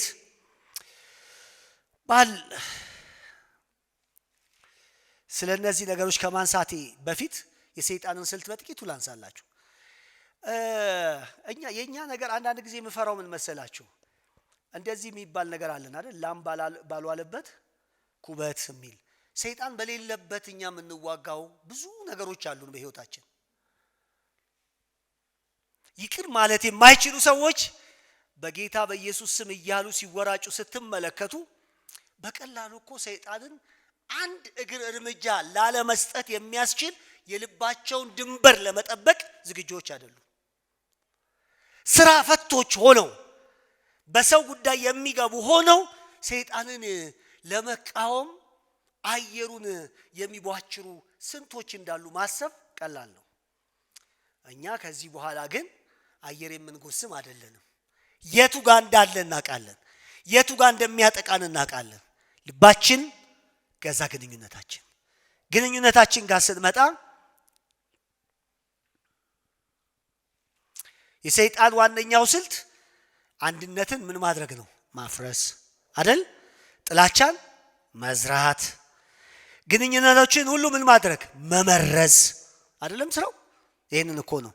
በትዳር ውስጥ ፍቺን፣ በቤተሰብ ውስጥ አመፃን፣ በስራ ቦታ ግጭትን ማቀጣጠል ነው። እነዚህ የውጊያ መድረኮችን ለመለወጥ ካስፈለገ ምን እናድርግ? በክርስቶስ መንገድ እንመራ። ክርስቶስ እንዴት ቀለበሳቸው? ባል ሚስቱን በመስዋዕትነት ፍቅር ሲወድ የሰይጣንን የራስ ወዳድነትን ስልት አከሽፎ ማለት ነው። ምክንያቱም ሰይጣን ትልቁ የሚል ራስህን ምን በል ነው? ውደድ ነው። ክርስቶስ ደግሞ የሚለው በመስዋዕትነት ፍቅር ሚስትህን ምን በላት? ውደድ፣ ክርስቶስ እንደወደዳት። ሚስት ባሏን በአክብሮት ስትገዛ የሰይጣንን የአመጽ መንፈስ ምን ታደርገዋለች? ትቃወማለች። እግዚአብሔር ቃል በዘፍጥረት ምዕራፍ 3 ላይ እንደተቀመጠው ፍቃድሽ ሁሉ ጊዜ ወደ ማን ይሆናል ይላል? ወደ ባልሽ። ይህ አመፀኛ ተፈጥሮ በወንድ ላይ የመሰልጠን ፍላጎት ሁሉ ጊዜ የሴቶች በወደቀው ማንነታቸው ውስጥ የሚገኝ ነው። ግን ወደሽም ሳትወጂም ግን ትገዣለሽ ይላል የዘፍጥረቱ። አሁን በዛ መንገድ አይደለም። ወደን ሳንወድ ሳይሆን ቤተክርስቲያን ለክርስቶስ እንደምትገዛ በመገዛት አመፃን ምን ማድረግ ነው? ማፍረስ ነው። ልጆች ለወላጆቻቸው ሲታዘዙ፣ ወላጆች ልጆቻቸውን በፍቅር ሲያሳድጉ የሰይጣንን የቤተሰብ የማፍረስ እቅድ እናከሽፈዋለን ማለት ነው። ወገኖቼ ሆይ ሰይጣን እሱ በሚዋጋበት ቀጠና ውስጥ እኛ ጦራችንን መስበቅ ምን ያህል እንደተሳለን ይታያችኋል። እኛ የለንም። እኛ ቸርች ውስጥ አዳራሽ ውስጥ ነው እየጮህን ያለ ነው። ሰይጣን ቤታችን ውስጥ ነው ያለው፣ ጓዳችን ውስጥ ነው ያለው፣ ትዳራችን ውስጥ ነው ያለው፣ ግንኙነታችን። እኛ በትልቅ ማይክ እያልን ነው። ቤታችን፣ ግንኙነታችን በጣም ከባድ ቦታ የሆነ ነው። ሰራተኞች ከልብ ሲሰሩ፣ አሰሪዎቻቸው በፍትህ ሲገዟቸው የሰይጣን የብዝበዛ የማታለል ማነቆ ምን ያደርጋል? ይበጠሳል ማለት ነው። አንድ ማርቲን ሉተር አባባል አለ ደስ የሚል። መንፈሳዊ ውጊያ የምንዋጋው ገዳም ገብተን ከዓለም በመለየት አይደለም ይላል። መንፈሳዊ ውጊያ ለመዋጋት እዛ መሄድ አያስፈልገንም። እውነተኛው የጦርነት ሜዳ የዕለት ተዕለት ህይወታችን ነው። አንድ አባት ዳይፐር ለልጁ ማድረግ ከቻለ ጌታ ይመስገን። ምን እያደረገ ነው? መንፈሳዊ ውጊያ እየተዋጋ ነው። አንዲት እናት ልጆቿን ማስጠናት ከቻለች በአግባቡ ምን እየተዋጋ ነው? መንፈሳዊ ውጊያ እየተዋጋች ነው። አንድ ሰራተኛ በታማኝነት ስራውን ሲሰራ በእነዚህ ተራ በሚመስሉ አተገባበር ውስጥ ነው ለእግዚአብሔር ክብር የምንዋጋው። የሰይጣንን እና የዓለምን ስርዓት የምናቋርጠው የምንገታው በዚህ አግባብ ነው። እነዚህ አውዶች ላይ በሰይጣን ላይ እንንቃ። ሶስተኛው ልናገርና ሐሳቤ ልቋጭ። ሶስተኛው የእግዚአብሔር ቃል እንደሚነግረን ሶስተኛው ድማ ከዓለም ኃይላት ጋር የሚደረገውን ውጊያ ነው። እሱም ደግሞ በዚሁ በኤፌሶን ምዕራፍ 6 ቁጥር 10 እስከ 18 ተቀምጧል ማለት ነው። ጳውሎስ እነዚህን ሁለት ውስጣዊና ማህበራዊ የጦር አውድማዎች ካስረዳ በኋላ በመጨረሻ ከበስተጀርባ ያለውን ታላቁን መንፈሳዊ ውጊያ ይነግረናል። እነዚህ ብቻቸውን አይደሉም። እነዚህ ቦታዎች፣ እነዚህ ቀጠናዎች የሚናዱት የሚናወጡት ፈተና የሚደርስባቸው አንድ ሌላ ታላቅ አደረጃጀት አለ። ለዚህ ነው ጳውሎስ መጋደላችን ከስጋና ከደም አይደለም ያለን። እንደዚህ ልባችን እንዳይሰክን በእግዚአብሔር ፍርሃት የተቀደሰ ሕይወት እንዳንመራ ማህበራዊ ግንኙነታችን የተሳለጠ የሰከነ እንዳይሆን መንፈሳዊ አደረጃጀት አለብን ይላል። ይህን አይክድም። መካደላችን ከስጋና ከደም አይደለም ብሎ ማለት ነው። ስለዚህስ የጳውሎስ ትምህርት ምን እያለን ነው? በልባችን ውስጥ ያለው የኃጢአት ትግልና በግንኙነት ውስጥ ያለው ግጭት ዝም ብሎ የሚፈጠር አይደለም። ከበስተጀርባው ያለው የማይታይ የተደራጀ የክፋት ኃይል ስላለ ነው። ራሱ ሲገልጣቸው አለቆች፣ ስልጣናት፣ ገዢዎች እንዴት ሰይጣን በምን አይነት መደራጀት፣ በምን አይነት የውጊያ ስልት፣ በምን አይነት የውጊያ አቅም እንደተነሳ ይናገራል ማለት ነው መጽሐፍ ቅዱሳችን። እነዚህን ቀጠናዎች ለመምታት ግን ዋናው ነገር ምንድነው የሚለው? ያንን ሽንገላ ለመቃወም እንድትችሉ ነው። ቀጠናውን፣ ቦታውን፣ አውድማውን ካወቃችሁ መቋቋም ትችላላችሁ። ስፍራውን ካላወቃችሁ ግን ተራ ድካም ነው የሚሆንባችሁ ማለት ነው። ስለዚህ የጦርነት አውድማው የት ነው? መጽሐፉ በእርግጥ በሰማያዊ ስፍራ ካለ ይላል አይደል? ግን ይሄ ማለት በሰማይ ቤት ውስጥ ነው ማለቱ አይደለም። የማይታየውን መንፈሳዊ ዓለም እሱን እየጠቀሰ ነው። የጦርነቱን መገለጫ እንመልከት። ምክንያቱም በማይታይ አሰራር ምን አይነት መገለጫ አለው? አንደኛው በልባችን ውስጥ ኃጢአትን እንድንሰራ የሚፈትን የሰይጣን ኃይል አለ ማለት ነው። ሁለተኛው በትዳር፣ በቤተሰብ፣ በማህበራዊ ግንኙነታችን ውስጥ ምሬትንና ክፍፍልን የሚዘራ የሰይጣን አደረጃጀት አለ ማለት ነው። ሌላኛው በዓለም ውስጥ ኢፍትሃዊነት፣ ስርዓቶችን፣ ሐሰተኛ ፍልስፍናዎችን፣ እግዚአብሔርን የሚቃወሙ ባህሎችን የሚገነባው የሰይጣን ኃይል ነው ማለት ነው። የኛ ውጊያ እቺን ተናግሬ ልጨርስ። ጳውሎስ መፍትሄውን በግልጥ አስቀምጧል። የእግዚአብሔርን ዕቃ ጦር ሁሉ ምን በሉ ነው የሚለው? ስለዚህ የመጀመሪያው የሚነግረን መታጠቅ ነው። እውነትን ታጠቁ፣ ጽድቅን ታጠቁ፣ ሰላምን ታጠቁ፣ እምነትን ታጠቁ፣ ድነትን ታጠቁ፣ ቃሉን ታጠቁ ይለናል። እነዚህ ሁሉ የክርስቶስ ባህሪያት ናቸው በመሰረቱ ሌላ አይደለም። አስቀድሞ ያለውን ክርስቶስን ልበሱ ያለውን ነገር ነው መልሶ እነዚህን ነገሮች ልበሱ የሚለው። እኛ የምንዋጋው በራሳችን ሳይሆን በክርስቶስ ማንነትና ስራ በመጠቀም ብቻ ነው። ክርስቶስ ነው በእኛ የሚዋጋው እንጂ እኛ አይደለንም። ክርስቶስን መልበስ ነው ወሳኙ ነገር ማለት ነው። ሁለተኛው ግን ዋናው ነገር ምን እንደሆነ ልንገራችሁና ሐሳቤን ላጠቃል። ጳውሎስ ቁጥር 18 ላይ ምን ይለናል? እነዚህን የክርስቶስን ማንነት ሰው የሚለብስበት ሚንስ ኦፍ ግሬስ የምንለው ከእግዚአብሔር ጋር የማያቋርጥ ግንኙነትን የሚያደርግበት ትልቁ መሳሪያ ጸሎት ነው። ለዚህ ነው ጳውሎስ በጸሎትና በልመና ዘወትር በመንፈስ ምን በሉ ጸልዩ ያለው። ጸሎት በራሱ ውጊያ ነው ማለት አይደለም። የውጊያውን የጦር መሳሪያ የምንለብስበት የኮሙኒኬሽን መሳሪያችን ነው። በክርስቶስ የምንመራበት፣ ለእርሱ ያለብንን ውጊያ የምንናገርበት፣ መፍትሄ የምንቀበልበት የመገናኛ መሳሪያ ነው።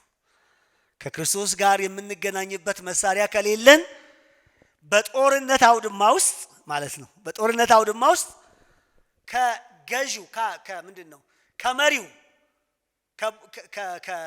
ከቲም ሊደሩ ውጪ የሆነ ተዋጊ እንደማለት ነው። ያ ደግሞ ለማንኛውም ጠላት ምን ያደረገ ነው? የተጋለጠ ነው። እንዲህ እንበል እንደ ወንጌላዊ ማለት ነው። ድሉ የሚገኘው አጋንንትን በማውጣት ስነ ስርዓት ወይም በልዩ መንፈሳዊ ልምምድ ሳይሆን እውነተኛ ድል የምናገኘው በወንጌል እውነት ላይ ጸንተን በመቆም እንደሆነ አጥብቀን እንድናምን የእግዚአብሔር ቃል ይነግረናል።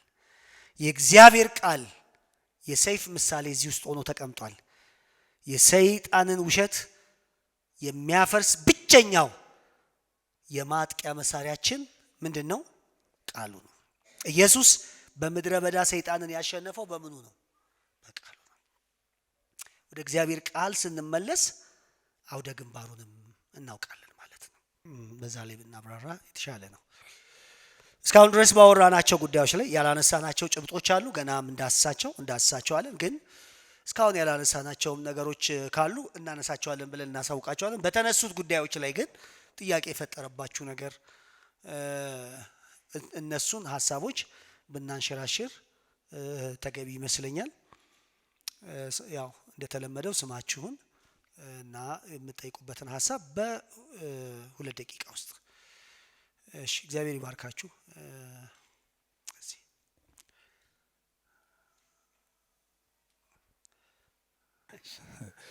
ስሜ ዳንኤል እባላለሁ። ያው እዚህ ቤተ ክርስቲያን ባልሆንም ብዙ የማውቃቸው ጓደኞች አሉኝ። አሁንም ጓደኛዬ ጋብዞኝ ነው የመጣሁት። የመጀመሪያ ጊዜ አይደለም ይሄ፣ ለሁለተኛ ጊዜ ይመስለኛል እዚህ የመጣሁት። አቅራቢዎቹን እጅግ አድርጌ አመሰግናለሁ። መንፈሳዊ ውጊያ ላይ ጥሩ ትንተና ነው የሰጣችሁት። ተሳታፊዎች እዚህ ያላችሁንም አመሰግናለሁ። ይህ ጉባኤ ለእኔ በአይነቱ ልዩ ነው። ብዙ ቦታ እንደዚህ አይነት ልምምድ የለም። በተለይ ደግሞ ኖሌጅ ኦፍ ጋድ የእግዚአብሔር እውቀት አንዱ በጣም ወሳኝ ጉዳይ ነው። እንደዚህ አይነት ልምምድ በሚኖርበት ጊዜ የበለጠ በእውቀት እየታጠቅን እንድንሄድ ያግዘናል ማለት ነው እና ይሄ መቀጠል፣ በዚህ መበርታት ይኖርብናል። ጥያቄዎቼ አጭር ናቸው። የመጀመሪያው ጥያቄ እንዱ በፌስ ቫልዩ ሲታይ ቀላል ይመስላል። ጦርነቱን ውጫዊና ውስጣዊ ነው ማለት ይቻላል ወይ? ሁለተኛው የጦር መሳሪያው ያው ምንድነው? ጠላቶቻችን በግልጽ ተቀምጧል። ስጋ ዓለም እንዲሁም ደግሞ ሰይጣን ተብሎ ተቀምጧል። ባትልፊልድ የጦር አውድማም ተብሎ የተቀመጠም ነገር አለ። እሱም የተገለጸበት መንገድ ጥሩ ነው። ነገር ግን ምንድነው ለኔ ይሄ የጦር መሳሪያው በደንብ ግልጽ ሆኖ ምን እንደሆነ እሱ አንድ ግልጽ ሆኖ መቀመጥ ያለበት ይመስለኛል። ምንድነው ማለት የጦር መሳሪያው? ያንን የጦር መሳሪያ ይዘን ነው የምንዋጋው። ለሁሉም ሰው ይሄ ግልጽ ሆኖ መቀመጥ አለበት፣ በደንብ ግራ በማያጋባ መልኩ ማለት ነው። ሁለተኛው በምን አይነት አፕሮች ነው የምንዋጋው? I think this is very cumbersome approach። ብዙ ጊዜ ምንድነው ማሊሽየስ የሆነ ነገር እናያለን። ቅድም ፓስተር ስታነሳ ነበርና ጠላትን ጀስት ለመዋጋት የሚሞከርበት መንገድ ብዙ ጊዜ ክርስቲያኖችን ኤፌክቲቭ አያደርጋቸውም። አይ ቲንክ ፕሮብሌሙ ከአፕሮቹ ጋር የተያያዘ ይመስለኛል። እና እንዴት ነው የምንዋጋው? ምንድን ናቸው ጀስት ስልቶቹ? እነዚህን ነገሮች ግልጽ አድርገን ማስቀመጥ ካልቻልን አስቸጋሪ ነው የሚሆነው። ለእኔ በዋናነት አፕሮቹን 1 2 3 እያላችሁ ብታስቀምጡ መልካም ነው የሚል እምነት አለኝ። አመሰግናለሁ። ተመስገን ይባላለሁ። እኔ ጥያቄ ማነሳው ፓስተር ተስፋዬ ያነሳ ጉዳይ ላይ ነው። እሱስ ምንድነው? ጠላቶቻችን 3 እንደሆኑ ተብራርተዋልና ያው ያዕቆብ ላይም ደግሞ እንደምናገር አንድ ቦታ በስጋ ምኞታችሁ ነው የምትፈተኑት ብሎ የሚያነሳበት ቦታ አለ። በስጋ ምኞት ሰው እንደሚፈተን ማለት ነው። እና ስጋችንም ጠላታችን ነው፣ ዓለምም ጠላታችን ነው፣ ሰይጣንም ጠላታችን ነው ብለናልና ስለዚህ ሰው በስጋ ሲፈተን አይ በስጋዬ ነው የተፈተንኩት፣ ስለዚህ ይሄ ውጋ የስጋዬ ውጋ ነው ብቻ ነው በዓለምም ሲፈተን እንደዛው ነው። ይሄ ሁሉ ሁለቱም ላይ ደግሞ የሰይጣን አለበት ብለን እንግለጽ። ወይም የዓለም ውጋ ነው እሱ በቃ ሰይጣን የለበትም፣ ይሄ ደግሞ የስጋ ውጋ ነው ሰይጣን የለበትም እንበል። ወይም ደግሞ ሁለቱም ላይ ደግሞ ይገኛል ሰይጣን ተጽዕኖ አለ የሚል ጥያቄ ነው። አመሰግናለሁ።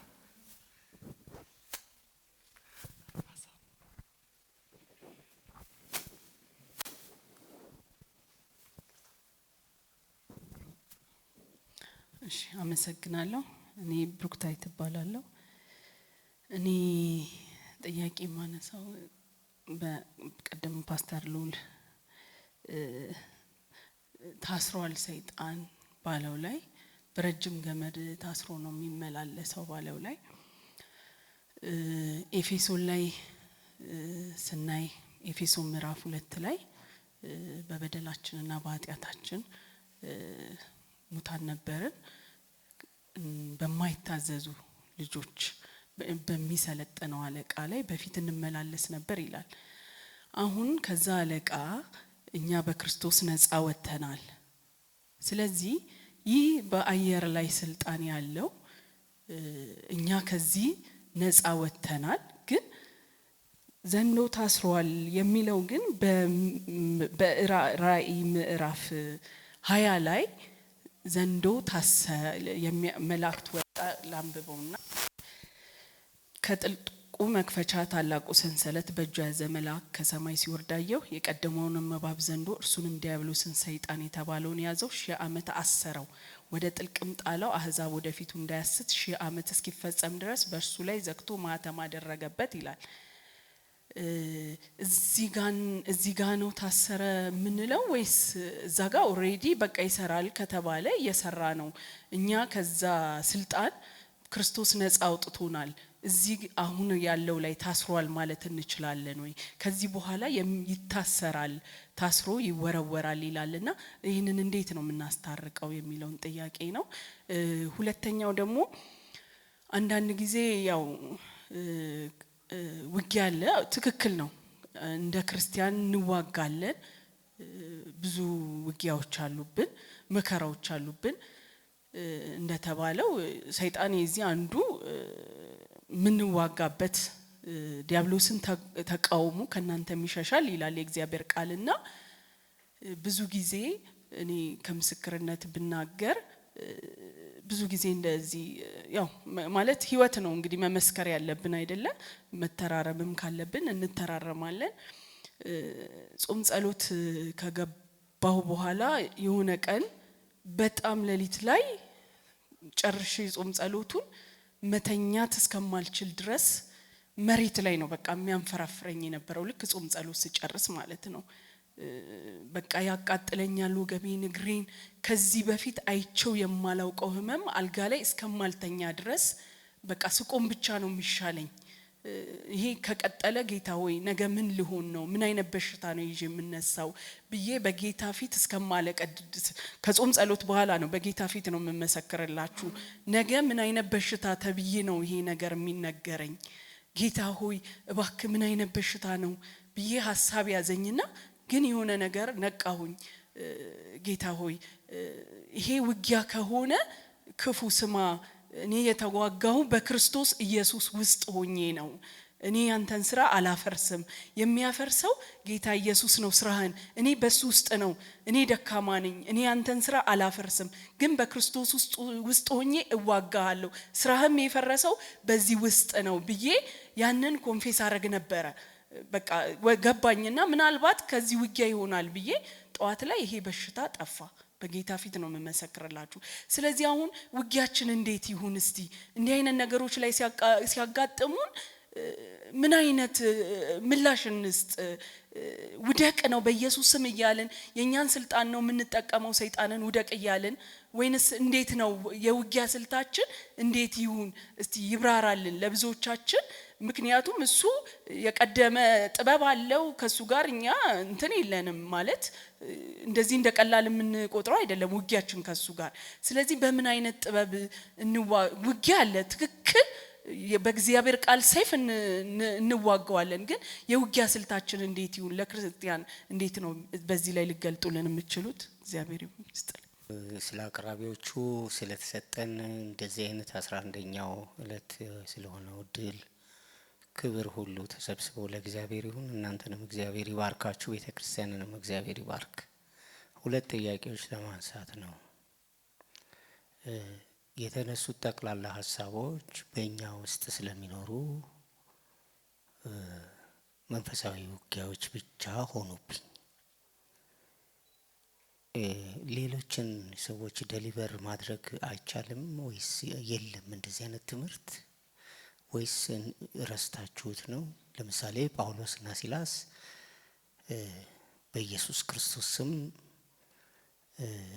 ጸልየው በማውጣት አጋንንትን ብዙ ፈተና እንዲገጥማቸው ምክንያት ሆኗል። እንዲህ የደሊቨረንስ አገልግሎት ቅዱሳኖች ሊያገለግሉ አይችሉም ወይስ እንዴት ነው ያ የሚታየው? ከኛ አልፎ እኛ ውስጥ ባለው ጸጋ ማለት ነው በመጠቀም እንደማለት ነው። ሁለተኛ ጥያቄ እውነትን፣ ይቅርታን፣ አመፃን መሻር፣ ፍቅርን ማነሳሳት፣ መግባባት እነዚህ ኢቲካል ነገሮች ናቸው፣ ኤቲክስ ናቸው። ይህንን የሚያደርጉ እኮ ብዙ በምድር ላይ በጣም እኮ በሳሎች፣ አስተዋዮች፣ ትሁታኖች እኮ አሉ። የነዚህ ቱል ባለቤት ማን ነው? ማን ነው አቅም የሚሆነው ለእውነት እውነት ለተባለው እውነት ውሸት ወይም ውሸት እውነት ለተባለው ወይም ውሸት ውሸት ለተባለው ሳይሆን እውነት ለተባለው ባለቤቱ ማን ነው? ስንዋጋ እሱን ለምን ግልጽ አታረጉትም? የውጊያው መሳሪያችን ቱሉ ባለቤቱ ማን ነው? አመሰግናለሁ። አንደኛ ጌታ ኢየሱስ ክርስቶስ በሚፈተንበት ሰዓት ፈታኙ ሰይጣን ነው። ያው ፍላጎቱን ማለት እርቦት አይቶ ነው የቀረበው። በዚህ ፈተና ውስጥ ዋናው በስጋውም የፈተነው በዝናም በክብርም በእነዚህ ሁሉ የፈተነው ሰይጣን ነው እና ስጋ ብቻውን ምን ያህል ኃይል አለው የሚል ነው አንዱ ጥያቄ። ምክንያቱም ጌታ ኢየሱስ ክርስቶስ የተፈተነው በሰይጣን ነው። ከፍላጎቱ ተነስቶ ነው እንትን ያደረገውና አሁንስ በምንፈተነው ነገር ሁሉ የሰይጣን አሰራር እጅ የለበትም ወይ ነው። ሌላው የልጅነት ስልጣንን በተመለከተ አሁን ሰለሞን ምናልባት ባቀረበው ጥያቄ ውስጥ ሊጠቃለል ይችላል። የልጅነት ስልጣንስ የተሰጠን በመገሰጽ ማለት የማሰር የመፍታት ይሄን የልጅነት ስልጣን በምን አይነት መልኩ ነው ማቅረብስ የምንችለው? በእርግጥ ያው ስንገስጽ ወይም ሰይጣንን ታሰር ተፈታ እንደዚህ አይነት ነገሮች አሉ እና እነዚህንም ሁኔታ በተብራራ መልኩ ቢቀርብ የሚል ነው። ግርማ እባላለሁ። የዚህ ቤተክርስቲያን አባል ነኝ። ስለነበረው የማብራሪያ ጊዜዎች በጣም እግዚአብሔር ይባርካችሁ ልል እወዳለሁ። የኔ ጥያቄ የተወሰነው ከወንድሜ ሰለሞን ካነሳው ሀሳብ ጋር የሚቀራረብ ነውና ያው መጽሐፍ ቅዱስ ያመኑትም እነዚህ ይከተሏቸዋል ብሎ ከተናገሩት አንዱ በስሜ አጋንንትን ያስወጣሉ ይላል። እና ብዙ ጊዜ ለሰዎች በዲያብሎስ ፖሰስ ሊሆኑ ሰዎች ያ የሚደረገው ጸሎትን መንፈሳዊ ውጊያ ልንለው እንችላለን ወይ የሚል የመጀመሪያው ጥያቄ ነው።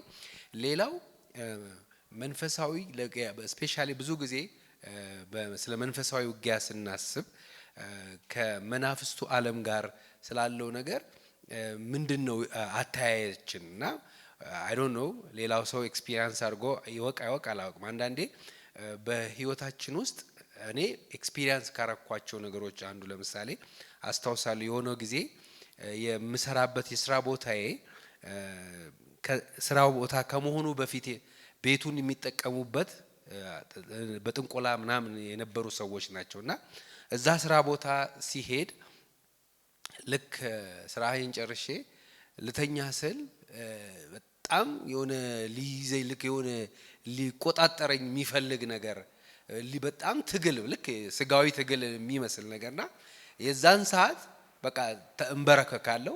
ጸሎት ሲጀምር ያ ነገር ከስፍራው ሲለቅ አይቻለሁ። እና አንድ ቦታ አይደለም ሌላው በስራ አጋጣሚ ውጭ ሀገርም በነበርኩ ሰዓት እዛም እንደዚህ አይነት ኤክስፒሪየንስ አጋጥሞኝ ነበርና የመፍትሄው ስንበረከክ ጸሎት ሲጀምር ያ ነገር ስፍራ ሲለቅ ከአካባቢው ሲሄድ ይታየኛልና እነዚህን ነገሮች ምን ስም እንሰጣቸዋለን? የኔ ጥያቄ ነው። አመሰግናለሁ። ዛሬ ወደ 6 ጥያቄዎች ቀርበውልናል። ምላሽ በምንሰጥበት ጊዜ ሰዓቱን እንጠቀማለን። ከዛ ለሚቀጥለው እናሳድረዋለን ማደር ያለበትን ማለት ነው። እና እንዳነሳሳችን መጋቢ ተስፋዬን የሚመለከተውን መጋቢ ተስፋዬ ይመልስልናል። ከዛ መጋቢ ሉል ይመልስልናል። እኔ ደግሞ ቋጫ ለመስጠት ጥረት አድርጋለሁ። ግን በይደር የምንተዋቸው ጥያቄዎች ደግሞ እንዳሉ ታሳቢ አድርጋችሁ በደንብ ከምንድን ነው ለጥያቄዎቻችሁ ቢያንስ በሚያረካ መንገድ መመለስ እንድንችል እድል እናገኛለን። በቀጥታ ለመጋቢ ተስፋዬ እድሉን እንሰጣለሁ።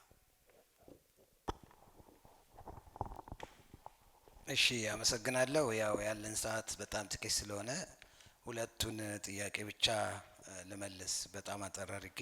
የመጀመሪያው ተሜ ያነሳው ጥያቄ ነው። እንግዲህ ስጋንም ወይም ዓለምንም ስናነሳ ለብቻቸው ነው ወይ የሚዋጉት የሰይጣንም እጅ ያለበት ወይ የሚል ጥያቄ ነው። ልክ ነኝ አይደል? እንደሱ ይመስለኛል። እና በሁለቱም ላይ ሰይጣን ሊጠቀም ይችላል ነው የኔ ጥያቄ የኔ መልስ። ለምሳሌ ጌታ ኢየሱስ ክርስቶስን የዓለምን አሳይቶ ነው የዓለምን ዝና የዓለምን ክብር አሳይቶት ነው ሊፈትነው የነበረው። ስለዚህ ሰይጣን አይቀርም ይጠቀማል ማለት ነው። ግን መጽሐፍ ቅዱስ ሙሉ በሙሉ በሰይጣን አያሳብብም ለማለት ነው። ቅድም እዛጋም ስጋ ስልጣን አለው ወይ? ይሄው ከብልቶቻችሁ የሚነሳ እኮ ይላል። ጦርና ጠብ ከወዴት ነው? ከገዛ ብልቶቻችሁ የሚነሱ አይደለም ወይ ይላል ያዕቆብ። እዚህ ከብልቶቻችን የሚነሳ ጦርና ጠብ አለ ማለት ነው። እሱን ሰይጣን ይጠቀማል። ወደ ጴጥሮስም እኮ ሐሳብ አስገባ አይደለም? ወደ ይሁዳም ሰይጣን ትልቁ እና አንዱ እንግዲህ መጋቢ ያሱ ማንስቶታል። እኔም ተጨማሪ ማነሳው ሐሳብ ነው ሰይጣን ወደ ሰው የሚያመጣው። ያንን ሐሳብ ደግሞ ተቀብሎ የሚያስተናግደው አሮጌው ሰው ነው። አይሁንብህ አለው አይደል? ሂድ አንተ ሰይጣን አለ። ጴጥሮስን አይደለም ሰይጣን እያለ ያለው። ወደ ጴጥሮስ የመጣው የማን ሐሳብ ነው? ያ የሰይጣን ሐሳብ ነው ማለት ነው። እና ሐሳብ ያመጣል። በይሁዳም ሐሳብ አስገባ ይላል። ምን አይነት ሐሳብ? ሽጣው በ30 ብር የሚል ሐሳብ አስገባ። ከዛ ራሱ ገባበት ይለናል ማለት ነው። ሐሳብ ያመጣል፣ ሐሳብ ያስገባል ሰይጣን። ስለዚህ የሰዎችን አሮጌውን ሰው ሰይጣን ይጠቀማል። በደንብ ነው የሚጠቀመው። ዓለምንም ተጠቅሞ ነው ሰዎችን የሚሸነግለውና የሚያሳስተው የሚለውን ይያዝልኝ። ሌላኛው በሽታንም መፈወስ እዚህ ውስጥ ሊካተት ይችላል። ሰዎችን ነፃ ከማውጣት ጋር የሚያያዝ ነው። ግን እዚህ ውስጥም የታመሙ ሰዎች ቢፈወሱ፣ ከአጋንንት ነፃ ቢወጡ አሁንም ሰዎችን ነፃ ማውጣት ነውና መንፈሳዊ ውጊያ ውስጥ ሊካተት የሚችል ነው። እንግዲህ ጌታ ኢየሱስ ክርስቶስ የድካም መንፈስ ይላል አይደለም? ያቺ ጎብጣ የነበረችውን ሴት ያጎበጣት መንፈስ ነበረ ማለት ነው። አሁን ለሷ ሴትዮ መርፌም አይፈውሳትም፣ መድኃኒትም አይፈውሳትም። የሚፈውሳት የጌታ ኢየሱስ ስም ነው ማለት ነው። ነፃ ወጥታለች ማለት ነው። ስለዚህ መንፈሳዊ ዓለም ላይ የሚነሱ ወይም ከመንፈሳዊ ዓለም የሚላኩ ሰዎችን በህመምም የሚያሰቃዩ አሉ። እነሱን በኢየሱስ ክርስቶስ ስም ብሎ በመገሰጽም ነፃ ማውጣት ይቻላል የሚለውም እዚህ ውስጥ የሚካተት ነው።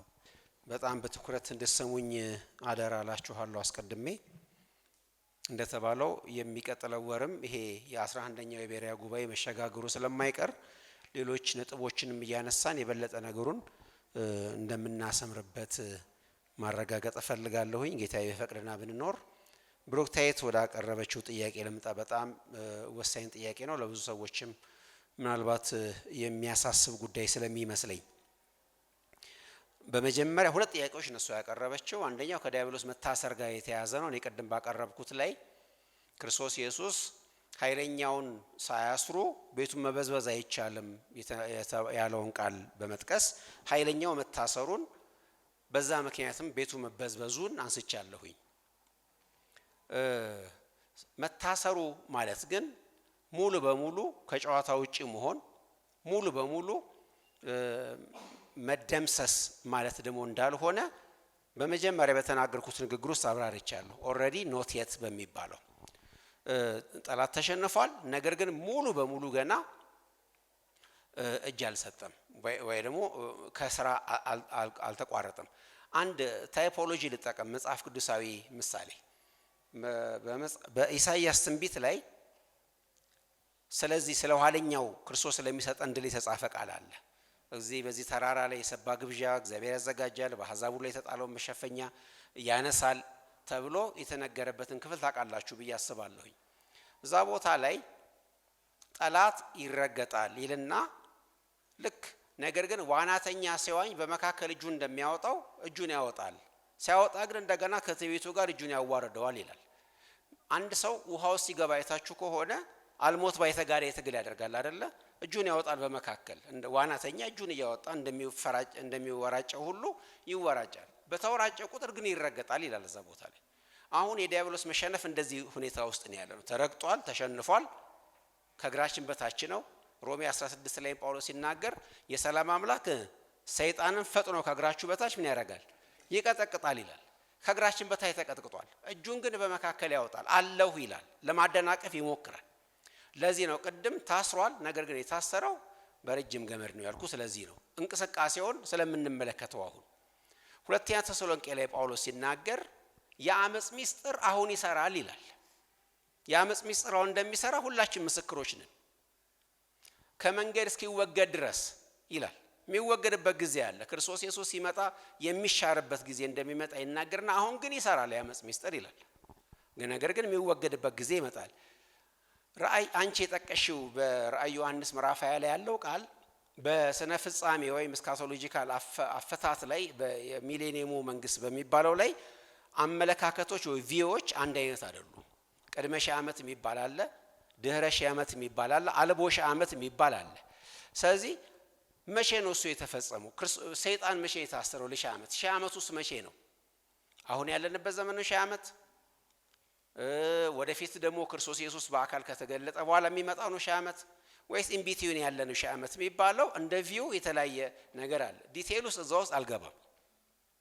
ነገር ግን ራእይ ዮሐንስ ፊገራቲቭ እንደሆነ ምሳሌያዊ እንደሆነ ግን መመልከት መቻል ይኖርብናል። ስለዚህ አሁን ያለነው በምን ውስጥ ነው? ዲያብሎስ ተሸንፎ በታሰረበት፣ ነገር ግን ታስሯል ተብሎም ራሱ ግን የተወሰነ እንቅስቃሴ በሚያደርግበት። ሌላ ምሳሌ እንድጠቀም ፍቀዱልኝ። አንዳንድ ጊዜ አንዳንድ ሰዎች እስር ቤት ገብተው ለምሳሌ ትልልቅ የማፊያ ወይም ትልልቅ የክፉ ድርጅት መሪዎች ሆኖ ሊሆን ይችላል። እስር ቤት ገብተው ግን ውጪ ባሏቸው ወኪሎች በኩል የሆነ ማስፈራራት የሆነ ነገር ሊያደርጉ ሲሞክሩ ታውቃላችሁ አይደለ? አልተገደሉ፣ አንገታቸው ላይ ሸምቀቆ አልገባም፣ አልሞቱም፣ ግን ተገድበዋል። እስር ቤት ውስጥ አሉ። እስር ቤት ውስጥ ሆነው ግን ሙሉ በሙሉ አቅማቸው 100% ሽባ አልተደረገም። ከእስር ቤት ውጭ እንዳሉበትም አይፈነጩም። እንደተገደለም ሰው ሙሉ በሙሉ አልተወገዱም። ነገር ግን የተወሰነ ነገር ያደርጋሉ በመካከል። ሰይጣን እንደዛ ነው እያደረገ ያለው አሁን ያለንበት ሁኔታ ማለት ነው። ይሄ ውጥረት ይሄ ቴንሽን ውስጥ ነው ያለነው። ኦልሬዲ ኖት የሚባለው እዚህ ውስጥ ነው ያለው። ስለዚህ ግራ ያጋባል። አንዳንድ ጊዜ ታስሯል እንላለን፣ እንደገና ደግሞ ሲንቀሳቀስ እንመለከታለን። አልታሰረም እንዳንል ያው ሰዎች ወደ እግዚአብሔር መንግስት የፈለሱ ናቸው። ጳውሎስን ሐዋርያ ሥራ ምዕራፍ 26 ላይ በጣም ቁልፍ ቃል አለ እዛ ቦታ ላይ። ቅድም ላነሳችኋቸው በተለይ ወንድማችን ሰለሞን ላነሳውን ጥያቄ መልስ ነው እሱ። ሰዎችን ነፃ ማውጣት የወንጌል ክፍል ነው፣ መንፈሳዊ ውጊያ ነው እሱ። ምንድነው የሚለው ባነበላችሁ? አንተም ዓይናቸውን ትከፍት ዘንድ ከጨለማ ወደ ብርሃን ከሰይጣንም ስልጣን ወደ እግዚአብሔር ዘወር እንዲሉ ታደርጋቸው ዘንድ የኃጢአት ስርየትን ትሰብክ ዘንድ ባላመኑት መካከል ወይ እልክሃለሁ ይለዋል። ጳውሎስ ምንድነው የሚያደርገው? ወንጌል ይሰብክና ከሰይጣን ስልጣን ወደ እግዚአብሔር ሰዎች ዘወር እንዲሉ ያደርጋል ማለት ነው። ጳውሎስ አይደለም የሚዋጋው፣ ክርስቶስ ስለጨረሰው ውጊያውን። የጳውሎስ ስራ ምንድነው? እነዛን ያንን ኤክስኪዩት ማድረግ ማስፈጸም ነው ስራው ማለት ነው። ክርስቶስ የፈጸመውን ውጊያ እያወጀ ከዲያብሎስ ስልጣን ላይ ዓይናቸውን እንዲከፈትና ወደ እግዚአብሔር መንግስት እንዲገቡ ያደርጋል ማለት ነው። ብሩክታይት መጨረሻ ያነሳሽው ሁለተኛው ጥያቄ አለ፣ በጣም ኢምፖርታንት ነው። ለምሳሌ ስትጸልይ ወይም በጾም በጸሎት ስትሆኚ አካላዊ ህመም በማምጣት ዲያብሎስ ፈተና ውጊያ እንደሚያረግብሽ የብዙዎቻችን ምስክርነት። ቅድም መነሻችን ላይ ፓስተር ኢያሱ እንደዛ ሲያነሳ ነበር አይደል? ስለራሱ ፐርሰናል ኤክስፒሪየንስ የተናገረው ስላለፈበት ያለፈበት ስላለው ነገር እውነት ነው። ማናቸውም በምድር ላይ ያሉ ክፉ ነገሮችን ሁሉ ስፖንሰር ያደርጋል ሰይጣን። አደጋ ሊሆን ይችላል፣ በሽታ ሊሆን ይችላል፣ ኢኮኖሚያዊ ድህነት፣ ውድቀት ሊሆን ይችላል። እነዚህን ሁሉ ነገሮች ዲያብሎስ ኮዝ ሊሆን ይችላል፣ ምክንያት ሊሆን ይችላል። እነዚህን ሁሉ ነገሮች ሊያመጣ ይችላል፣ ይፈልጋልም ያደርጋልም። ነገር ግን በመሰረቱ ሰይጣን የሚያደርገው ግን ዋና ነገሩ ግን እሱ አይደለም። ሰይጣን ከአካላችን ጋር አይደለም በመሰረቱ የሚዋጋው፣ ወይ ደግሞ ውጫዊ አውትዋርድ ከሆነው ከኛ ነገር ጋር። ጤናችን ውጫዊ ነገር ነው፣ ኢኮኖሚያችን ውጫዊ ነገር ነው። እነዚህ ነገሮች አይደለም ዋነኛ የጠላት መዋጊያ። ጠላት በመሰረቱ የሚዋጋው ክርስቶስ ኢየሱስ ከሰጠን በረከተኛ ማውጣት ነው። ቅድም ወንድማችን ተስፋዬ በደንብ ገልጾልናል እሱ። መንፈሳዊ ውጊያ ማለት እግዚአብሔር ከሰጠን በረከተኛ ማውጣት ነው። ከሰጠን በረከት በመታመማችን ምክንያት አንወጣም። የዘላለም ሕይወትን፣ ልጅነትን፣ ጽድቅን፣ ቅድስናን በመንፈስ ቅዱስ የሆነን ሰላምና ደስታ ኪሴ ባዶ በመሆኑ ምክንያት አላጣውም። ስለዚህ ሰይጣን በመሰረቱ አካውንቴን አይደለም የሚዋጋው ማለት ነው። በመሰረቱ የሚዋጋውም አካሌን አይደለም ማለት ነው። እሱን የሚያደርገው ለምንድን ነው? በኢዮብ ታሪክ ላይ ብትመለከቱ ኢዮብን ለምንድን ነው በቁስል ሊመታው የሞከረው? ለምንድን ነው ሀብቱና ንብረቱን ለማውደም የተነሳው?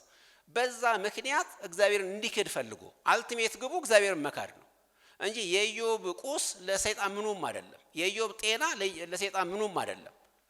ሰይጣን ከመጀመሪያው አውቆ ቢሆን ኖሮ ሰይጣን ኢዮብ በጤናውን ካጣ በኋላ ልጆቹን ካጣ በኋላ ንብረቱን ካጣ በኋላ እንደሚያመልክ እርግጠኛ ቢሆን ኖሮ አይፈትነውም ነበር፣ እነዚህ ነገሮች አይወስድም ነበር። ነገር ግን እነዚህ ነገሮች በመወሰዱ ምክንያት ስወስድበት ከአምላኩ ጋር አቀያይመዋለሁ፣ አምላኩ እንዲሰደብ አደርገዋለሁ ብሎ ስላሰብን እንደዚህ ያደረገው። ስለዚህ ምንድነው ማድረግ ያለብን? በዛ ወደሚለው ነገር ልምጣ። ቅድም የጠቀሰ አንድ ጥቅስ አለ፣ ሁለተኛ ቆሮንቶስ ምዕራፍ 12 ላይ ወንድማችን ፓስተር ኢያሱ ተስፍሽ ነው ያነሳው። የሰይጣን መልእክተኛ ሞገስ ሰጠኝ አለ ጳውሎስ። ነገር ግን በኢየሱስ ስም ብሎ አልገሰጸውም። ምክንያቱም እሱ እግዚአብሔር ከሰጠው በረከት እግዚአብሔር ከሰጠው ዴስቲኒ ጳውሎስና አንተና ያረው ሊያወጣው አይችልም። ምክንያት እንዳውም እሱ የኃይል ምንጭ ሆነለት። በመድከም ጊዜ የዛን ጊዜ ኃይለኛ ሆናለዋል። ማይንድ ሴቱን የተለወጠው ማለት ነው።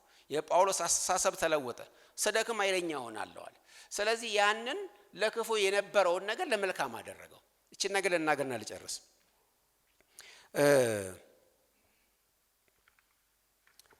ሰዎችን ለምንድን ነው ጠላት ማናደርገው? ከስጋና ከደም ጋር ለምንድን ነው ማንዋጋው? የሚጠሉን ሰዎች ስለሌሉ አይደለም። ነገር ግን እነሱ እኛን መጠላታቸው፣ እኛ ላይ ፍላጻ መወርወራቸው ከገባንበት የበረከት ዓለም ሊያወጣን ስለማይችል ነው። እንዳውም መንገድ ሚንስ ነው እንጂ የሚሆንልን ሊያደናቀፈን አይችልም። ሮሜ 8ን በደንብ በጥንቃቄ መመልከት ትችላላችሁ። እነዛ ሁሉ ነገሮች ሞት ነውና፣ ሰይፍ ነውና፣ ራብ ነውና፣ ራቁትነት ነውና የሚባሉት ነገሮች ሁሉ የልጁን መልክ እንድንመስል ለማድረግ የተላኩ ለበጎ እንደሚደረጉ ጳውሎስ ተናግሯል። ስለዚህ እነዛ ሁሉ ነገሮች የኛ ጠላቶች አይደሉም። ረሃብ ጠላታችን አይደለም። የሥጋ ህመም ጠላታችን አይደለም። ምክንያቱም ክርስቶስ እንዳልመሰለ አያረገኝም። ክርስቶስ ኢየሱስ አንድ አይን ሁለት ኖሮ መንግስተ ሰማያት በገባች አይኔ መጥፋቱ ወይም ሥጋዬ እጄ መቆረጡ ከእግዚአብሔር መንግስት አያጎለኝም። ስለዚህ በእነዚህ አይነት ነገሮች የሚመጣው የጠላት ፍላጻ ዓላማው ምንድነው? ከዛኛው ማጉደል ነው። በዚህ ነገር ልጨርስ። ታርጌት የሚያደርገው ታዲያ ምንድነው? አንድ ርዕስ ነበረን እዚህ ያላነሳሁትም ከጊዜ የተነሳ ጠላት ኢላማ የሚያደርገው ምናችንን ነው? ምናችን ላይ ነው የሚዘምትብን? ምን ላይ ነው የሚዘምተው ሲባል ሰይጣን የሚዘምተው አንደኛ አስተሳሰባችን ላይ ነው። ቅድም ተጠቅሷል 2 ቆሮንቶስ 11 ላይ ያለው ቃል ሐሳባችሁ ተበላሽቶ ለክርስቶስ ከሚሆን ቅንነትና ንጽሕና እንዳትጎድሉ። አካላችሁ እንዳይጎድል አይደለም፣ ሐሳባችሁ እንዳይጎድል። ስለዚህ ሰይጣን አይምሮአችንን ይዋጋል። አይምሮአችንን በምን ይዋጋል? በውሸት ይዋጋል። ፎልስ ዶክትሪኖች በማምጣት ሐሰትን እንድናምን በማድረግ ከእግዚአብሔር ሐሳብና ሕይወት እንድንርቅ ያደርገናል። እንደገና ደግሞ በማርከስ በቴምፕቴሽን ይዋጋንና ከእግዚአብሔር እንድንርቅ ያደርገናል። እነዚህ ኢላማ የሚያረጋቸው ነገሮች ናቸው። ስለዚህ ታርጌት የሚያረጋው ስጋችንን አይደለም፣ ነፍሳችንን ታርጌት የሚያረጋው። ነፍሳችንን በምንድን ነው የሚያረጋው? ከእግዚአብሔር እንድንርቅ ከገባንበት መንፈሳዊ ሕይወት እንድንወጣ እና ጸንተን እንዳንቆም በማድረግ ይዋጋናል ማለት ነው። ምናልባት ሳምንት ደግሞ በጣም በፎሎ አፕ ኩዌሽኖችም እናጸናዋለን። እንደገና አመሰግናለሁ። የተነሱ ጥያቄዎች በጣም መሰረታዊ የሚባሉ ነገሮች ናቸው። በተለይ ሙሄ ያነሳው እንዴት ባለ አፕሮች መንፈሳዊ ተቋማችንን ምንድነው ትግላችንን እናካሄድ የሚለው ጥያቄ በጣም መሰረታዊ ጉዳይ ነው እና እኔም ምላሽ የማስቀምጠው ምናልባት ዛሬ ጀምረው ይሆናል እንጂ ወይ ቀጥሎ ሳምንት በደንብ የምናየው የምንዳስሰው ጉዳይ ነው ማነሳው ማለት ነው። ግን ዛሬ በትንሹም ቢሆን አንዳንድ ጊዜ የመንፈሳዊ ውጊያችንን በምናካሄድበት ጊዜ ጦርነቱን እንዴት እናካሄድ የሚለውን ነገር በግልጽ በትክክል እንደ እግዚአብሔር ቃል ማሰብ መቻል አለብን። ለምንድን ነው ይሄንን የምለው? ብዙ ጊዜ ልምምዶቻችን ይዘናቸው የመጣናቸው ወጎች እና በቤተ ክርስቲያን ከኛ ቀደም የነበሩ ሰዎች ያሳዩንን አቅጣጫ ያንደ ልክ እነት ተወስዶ በልባችን ውስጥ ገዝቷል። ለምሳሌ አንዳንድ ልምምዶችን ብንመለከት ለምሳሌ በቤተ ክርስቲያን ውስጥ ከዳኑ ሰዎች ውስጥ አጋንንትን ለማውጣት ያለ ልምምድ አለ። በቤተ ክርስቲያን ከዳነ ሰው ላይ አጋንንት ለማውጣት የሚፈልግ ልቦና ያለው ሰው ዳግመኛ መወለድ የሚለው ነገር ምን እንደሆነ አልገባውም ማለት ነው። ቤተ ክርስቲያን በውጭ ያሉትን ነፃ ለማውጣት ስትነሳና ቤተ ክርስቲያን በውስጥ ያሉትን ሰዎች በውጊያ አሸናፊ ለማድረግ ስትነሳ መልኩ ይለያያል። እኛ አሁን የምናወራበት የውጊያ ቀጠና የትኛውን ነው? በውስጥ ያለውን በእኛ ቀጠና ውስጥ ያለውን ከኛ አኳያ ያለውን ጦርነት ነው። ግን ደግሞ ለዲያብሎስ የተገዙትን ነፃ እያወጡ የመዞር ደግሞ ሌላኛው ተልእኮ ተሰጥቶናል ማለት ነው። በውጭ ያሉትን ነፃ የማውጣት ስራ እንጂ ቤተክርስቲያን ውስጥ ያሉ የዳነ ልብ ያላቸውን ሰዎች በመንፈሳዊ ኃይላት የተጠቁ ያህል አስቦ ከነሱ ለነሱ ነፃነትን ለመስጠት ይህንን እንደ አንድ የጸጋ ስጦታ የማየት ጉዳይ ይህ መጽሐፍ ቅዱሳዊ ልምምድ ነው ማለት ነው። ይህን ነው ማየት ያለብን ማለት ነው። ስለዚህ ወደ ውስጣችን ራሳችን የምንመለከት ከሆነ በኤፌሶን መልእክት ወደዛ ወደ ተመልሼ እመጣለሁ ማለት ነው። አንድ ጥያቄ መጠየቅ አለብን። በጉባኤያችን ላይ የምናደርገው የተቃውሞ ጸሎት የጦርነታችን ወይም የጦርነቱ ዋነኛ ግንባር ነው ወይ? ይህን ነው መመለስ ያለብን። ዋነኛ ግንባር ነው ወይ?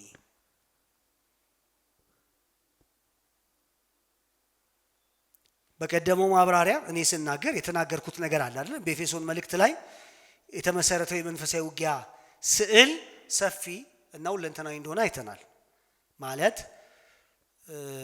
ይህንን ካልን ታዲያ በጉባኤ ውስጥ የምናደርገው የተቃውሞ ጸሎት ምንም እንበለው በዚህ ታላቅ ጦርነት ስዕል ውስጥ ያለው ቦታ ምንድን ነው ካልን የጦርነቱ ዋነኛ ግንባር ነው ካልን መልሱ አንድ ነው ከመጽሐፍ ቅዱስ አንፃር ማለት ነው። ሙሉ በሙሉ አይደለም። አሁን የምናደርጋቸው ልምምዶች በኢየሱስ ክርስቶስ ስም የምናደርጋቸው የመገሰጽ ኮንፌስ የማድረግ ልምምዶች እነዚህ መጽሐፍ ቅዱስ በዋናነት የጦርነቱ አፕሮች አይደሉም። በእንደዚህ አይደለም አፕሮች ማድረግ ያለብን ነው የምንለው ማለት ነው። ዋንኛውም ግንባር አይደለም። ቸርች አይደለችም ዋንኛው ግንባር።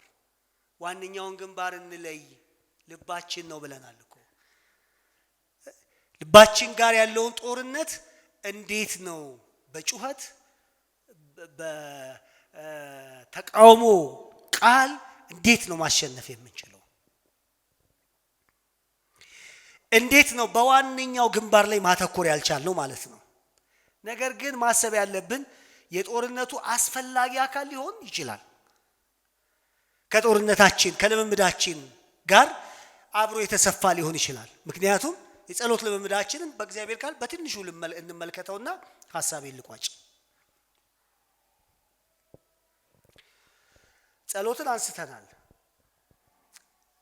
ጸሎትን ያነሳንበት ምክንያት በጉባኤ ውስጥ የሚደረጉ የጋራ ጸሎት በተለይም የተቃውሞ ጸሎት በመንፈሳዊ ውጊያ ውስጥ ትልቅ ቦታ እንዳለው መጽሐፍ ቅዱስ በእርግጥ ይነግረናል።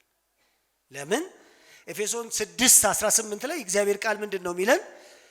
ጳውሎስ የእግዚአብሔርን ዕቃ ጦር ከዘረዘረ በኋላ ይህንን ሁሉ ትጥቅ የሚያንቀሳቅሰውና ኃይል የሚሰጠው ጸሎት እንደሆነ ይናገራል ማለት ነው። አንድ ምሳሌ በቀላሉ ማስቀመጥ ይቻላል። ለምሳሌ ኢያሱ በጦር አውድማ ውስጥ ከአማሌቃውያን ጋር ሊዋጋ ወደ ጦር ሜዳ ሲሄድ ሙሴ ከጀርባ ሆኖ በጸሎት ትልቅ ተጋድሎ ይፈጽም ነበር አይደል? ውጊያው መንፈሳዊ ስለሆነ ኢያሱ እያንዳንዷን ድል የሚያደርግ የነበረው ሙሴ እጁን ሁሉ ጊዜ ወደ እግዚአብሔር ምን ባደረገ ቁጥር ነው። ምክንያቱም በጸሎት ውስጥ መለኮታዊ ምሪትና ፈቃዱን የማወቂያ ጥበብ ስላለ እና ሎጂስቲኩ ራሱ ይሄ ሰማያዊ የሆነው ሎጂስቲክ ራሱ የሚቀርብልን ይሄ እውነቱ ተስፋው ምኑ የሚቀርብልን በምን በኩል ነው? በጸሎት በኩል ነው። ሰማያዊ ሎጂስቲክ ከሌለን ይሄ አቅርቦተ እግዚአብሔር ከሌለን እያንዳንዱን ድል ማሸነፍ ከቶኑ አንችልም። ስለዚህ ለዚህ ነው ጳውሎስ በጸሎትና በልመና ሁሉ ዘወትር በመንፈስ ጸልዩ፣ በዚህም ነገር ከማያቋርጥ ትጋት ጋር ስለ ቅዱሳን ሁሉ ጸልዩ ወይም ትጉ ያለው። ስለዚህ ኮርፖሬት የምናደርገው በጋራ የምንጸልየው ከእግዚአብሔር ጋር ባለን ግንኙነት እነዚህን መንፈሳዊ ልብሶች እንድንለብስ ጭምር ነው ማለት ነው። ሁለተኛው ነጥብ እንደ ማሳያ ለምሳሌ ሄሮድስን ታስታውሳላችሁ። ጴጥሮስን አስሮ በማግስቱ ሊገድለው እጅግ ክፉ ዕቅድ አውጥቶ በነበረበት ሰዓት ላይ ቤተክርስቲያን አጥብቃ ስለማን ትጸልይ ነበር ይላል? ስለ ጴጥሮስ። መንፈሳዊ ውጊያ ማለት እሱ። ግን ያ መንፈሳዊ ውጊያ ነገሩን ያደረገችው ከእግዚአብሔር ጋር ነው እንጂ የተገናኘችው ሆሪዞንታል አይደለም፣ ቨርቲካል ነው። ከእግዚአብሔር ጋር ታወራ የነበረው ቤተክርስቲያን። ቅድም ጳውሎስም ያለው ይህንን ነው። እግዚአብሔርን ጠየቅኩት ነው የሚለው። ስለዚህ ጉዳይ ስላለበት ጉዳይ ከእግዚአብሔር ጋር ነው ያወራው። ይሄንን የምንለው ኮንፌስ ግን አናደርግም እያልን አይደለም። መጽሐፍ ቅዱሳችን በማቴዎስ ወንጌል ምዕራፍ 18 ቁጥር 18 ላይ በምድር የምታስሩት በሰማይ ደግሞ ምን ያደረገ ይሁን ይላል? የታሰረ ይሆናል። ስለዚህ ጸሎት ከእግዚአብሔር ጋር መነጋገር ብቻ ሳይሆን የእግዚአብሔርን ፍቃድ በምድር ላይ እንዲሆን የማወጃና የጠላትን ስራ የመቃወም መንፈሳዊ ስልጣንን መጠቀም እንችላለን ማለት ነው። በእኔ ላይ ይህ ሊሆን አይችልም ልንል እንችላለን። ዋነኛው ጉዳይ ግን ነው መርሳት የሌለብን። ዋነኛው ጉዳይ ግን አፕሮቻችን መሆን ያለበት ከእግዚአብሔር የሚያስፈልገንን ግብአት ሁሉ የምንቀበልበት መስመር እንደሆነ ጸሎትን ማሰብ መቻል አለብን ማለት ነው። ቅድም ወንድማችን ግርማ ያነሳው ነጥብ አለ። እቺን ዝም ብዬ ሃይላይት ልስጥና በሚቀጥለው በደንብ እናወራበታለን ማለት ነው። ለምሳሌ ጳውሎስ ወደ አቴና ሲገባ መንፈሱ ምን ብሏል? ታውቋል። የነበረው የጣዖት አምልኮ ደስተኛ አልነበረም፣ ተቆጥቷል። የእግዚአብሔርን ሕልውና የገፉ ሰዎች በዛ አሉ። የጣዖታት ብዛት ጣዖትን ነው ፊል የሚያደርገው የእግዚአብሔርን መገኘት ስላልሆነ። ያ ማለት ግን ያ ማለት ግን የውጊያው ምንድነው ቀጠና ውስጥ ሆኖ ሳኦል ጳውሎስ ይሄንን ሁኔታ እንዴት ነው አፕሮች ያደረገው ነው? እንዴት ነው ያየው? ትልቁ አምላክ በነፍሱ ገዝፏል። እንደውም ሳታውቁ የምታመልኩትን እኔ ምን ላድርጋችሁ ብሏል። ያሳውቋል። ጽያፍ ነው እንጂ የምትመለከቱበት ተጽዕኖውን አይደለም የምታዩበት ማለት ነው። ተጽዕኖ አሳርፈውበት ምንም መስራት የማይችል ደካማ ጳውሎስን አላሳየንም።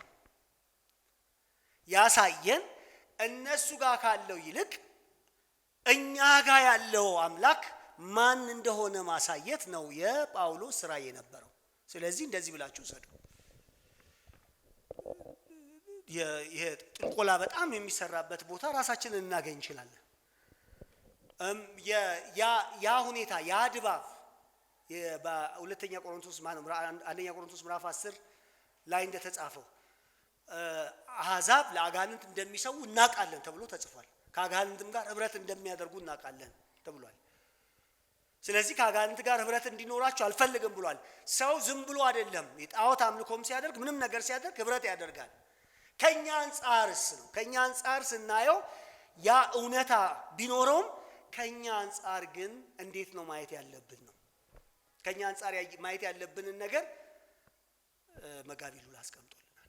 ምክንያቱም ለኛ በሰማይም በምድርም አንድ አምላክ ነው ያለን። እሱ ብቻ ነው ሁሉን የሚቆጣጠር፣ ሁሉን የሚገዛ፣ በሁሉ ላይ የሚሰለጥን እሱ ብቻ ነው።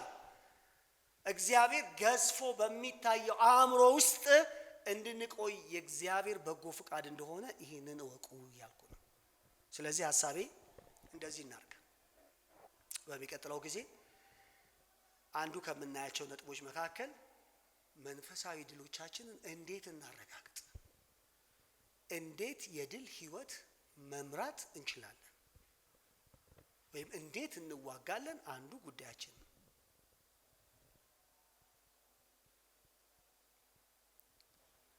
ሁለተኛው መንፈሳዊ ስልጣኖቻችንን እንዴት ነው ኤክሰርሳይዝ የምናደርገው የሚለውንም በእግዚአብሔር ቃል እናያለን ማለት ነው። አሁን ያነሳ ነው ማለት የምታስሩት የታሰረ ይሆናል ሲባል፣ ዲያብሎስን ተቃወሙ ሲባል ምን እየተባለ ነው የሚለውን ነገር በዲቴል እናያለን ማለት ነው። ግን ለመቋጫ ያህል ማንም እንዳያሳታችሁ የጦርነታችሁን አውድማ ለዩ። ጠዋት ስትነሱ ከልባችሁ ጋር ጦርነት ለመግጠም ፍቃደኞች ሁኑ። ከዛ ደግሞ ስትኖሩ ሪሌሽንሺፓችሁን በደንብ አድርጋችሁ ፈትሹ። ድላችሁ እዛ ውስጥ ስላለ ለእግዚአብሔር ክብር ይሁን። የሚቀጥለውን ያልመለስናቸውን ጥያቄዎች እዚህ ስለያዝናቸው እኛም የምናነሳቸው ጉዳዮች ስላሉ በሚቀጥለው ብዙዎችን እንድታበረታቱ እፈልጋለሁ።